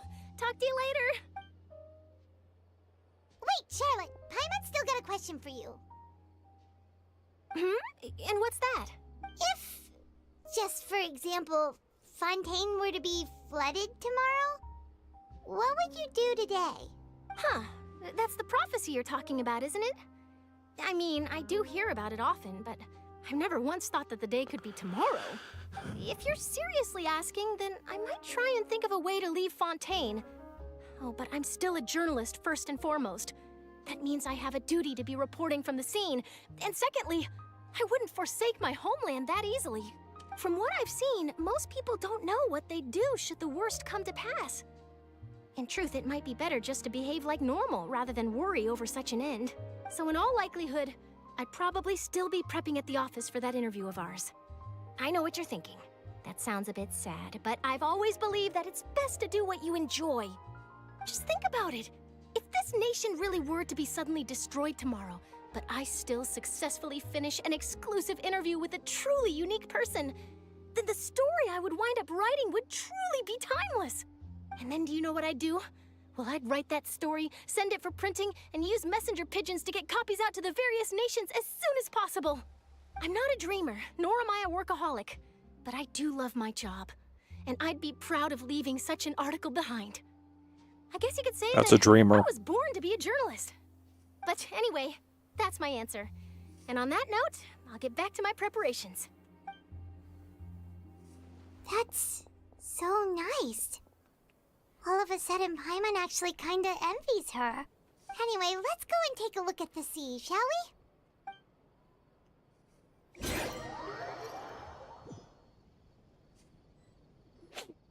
The sea breeze and scenery can be a pretty soothing combo, huh? Paimon's been thinking. If it wasn't Fontaine, but all of Tevat that would be destroyed tomorrow, where would we go and what would we do? No, Paimon should ask, if you could choose, what would you like to do?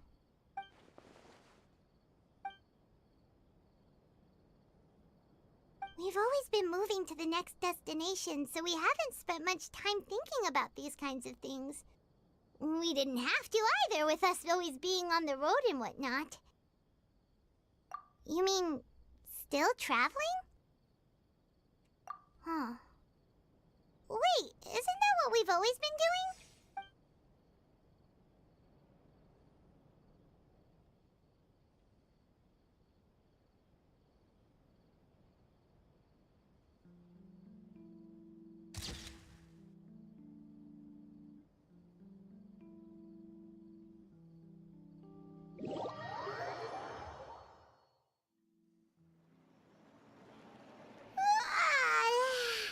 Feels like you'll grow mold if you stay here long enough.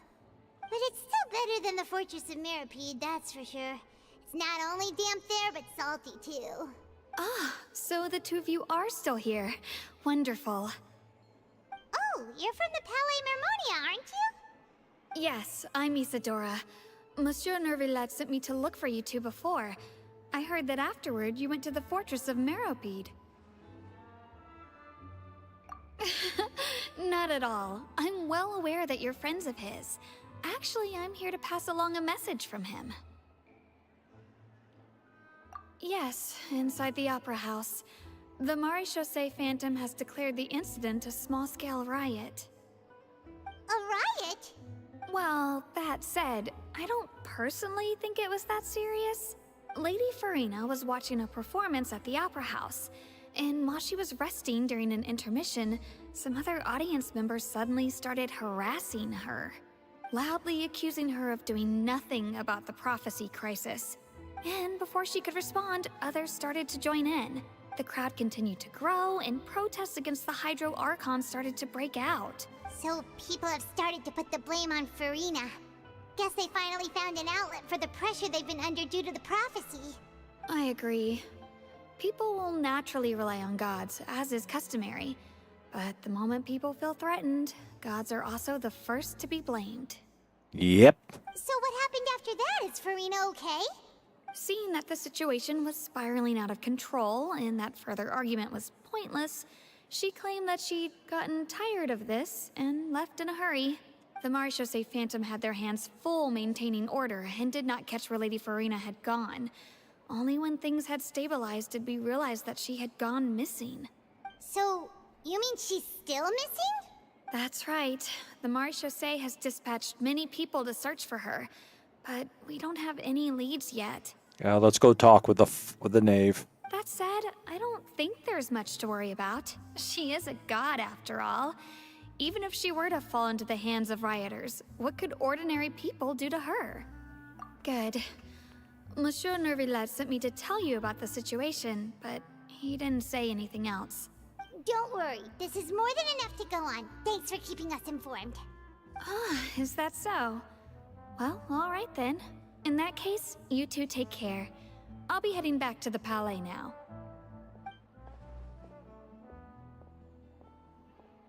Well, sounds like we should hurry over to Poisson then. No one. No. I don't even want a picture with her. She's so yesterday. If we know Farina, she won't try to fix things in this situation. Instead, she'll look for a place to wait out the heat. And, as we also know, she may be loud and dramatic, but she doesn't have a heart of stone. When Nervalet was talking to her in the Palais Mermonia, and she heard about Poisson, she couldn't hide her sadness and remorse. It would be hard for her to ignore being accused by the public today. Paimon thinks Farina's probably taken the opportunity to slip away to Poisson and try to relieve the sense of guilt that she's feeling. Huh. Well, what do you think?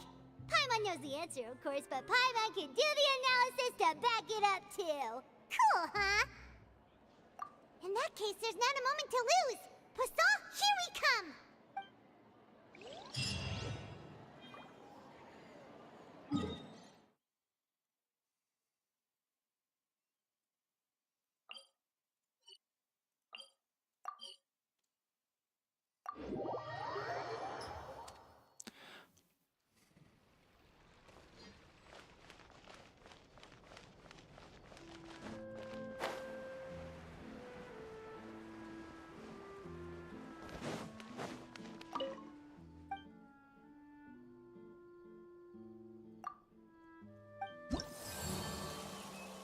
Ooh.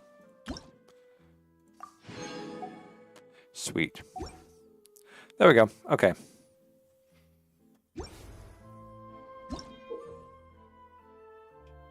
Wait, what? Crystal flytrap. What crystal flytrap? Oh, I get it. Okay. Oh. Right. I think I bought some of those or something.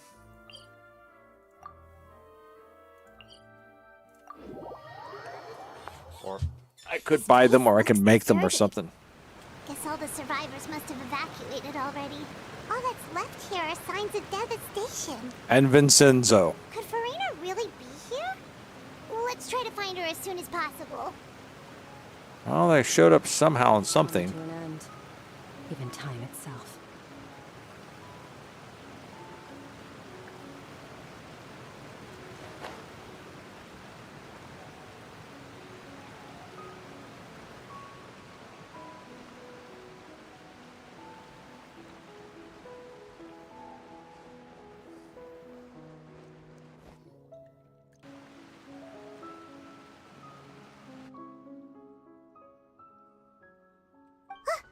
That's Farina, right over there.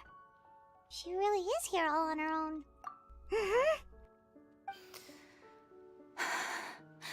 Should I just give up? This is all meaningless. What was meant to happen did happen after all. Everyone's dead. I'm sorry. I am so sorry. Give up, Farina. There's no point in holding out. I'm sorry. But what can I even do other than to repeat meaningless apologies over and over? Who's that? Don't worry, Farina. It's just us. So it is you, blonde traveler from another land. Why, I almost thought you were someone from that mob of my ignorant subjects. Come to kneel and beg for my forgiveness.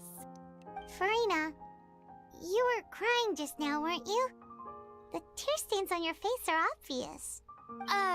What do you mean, tear stains?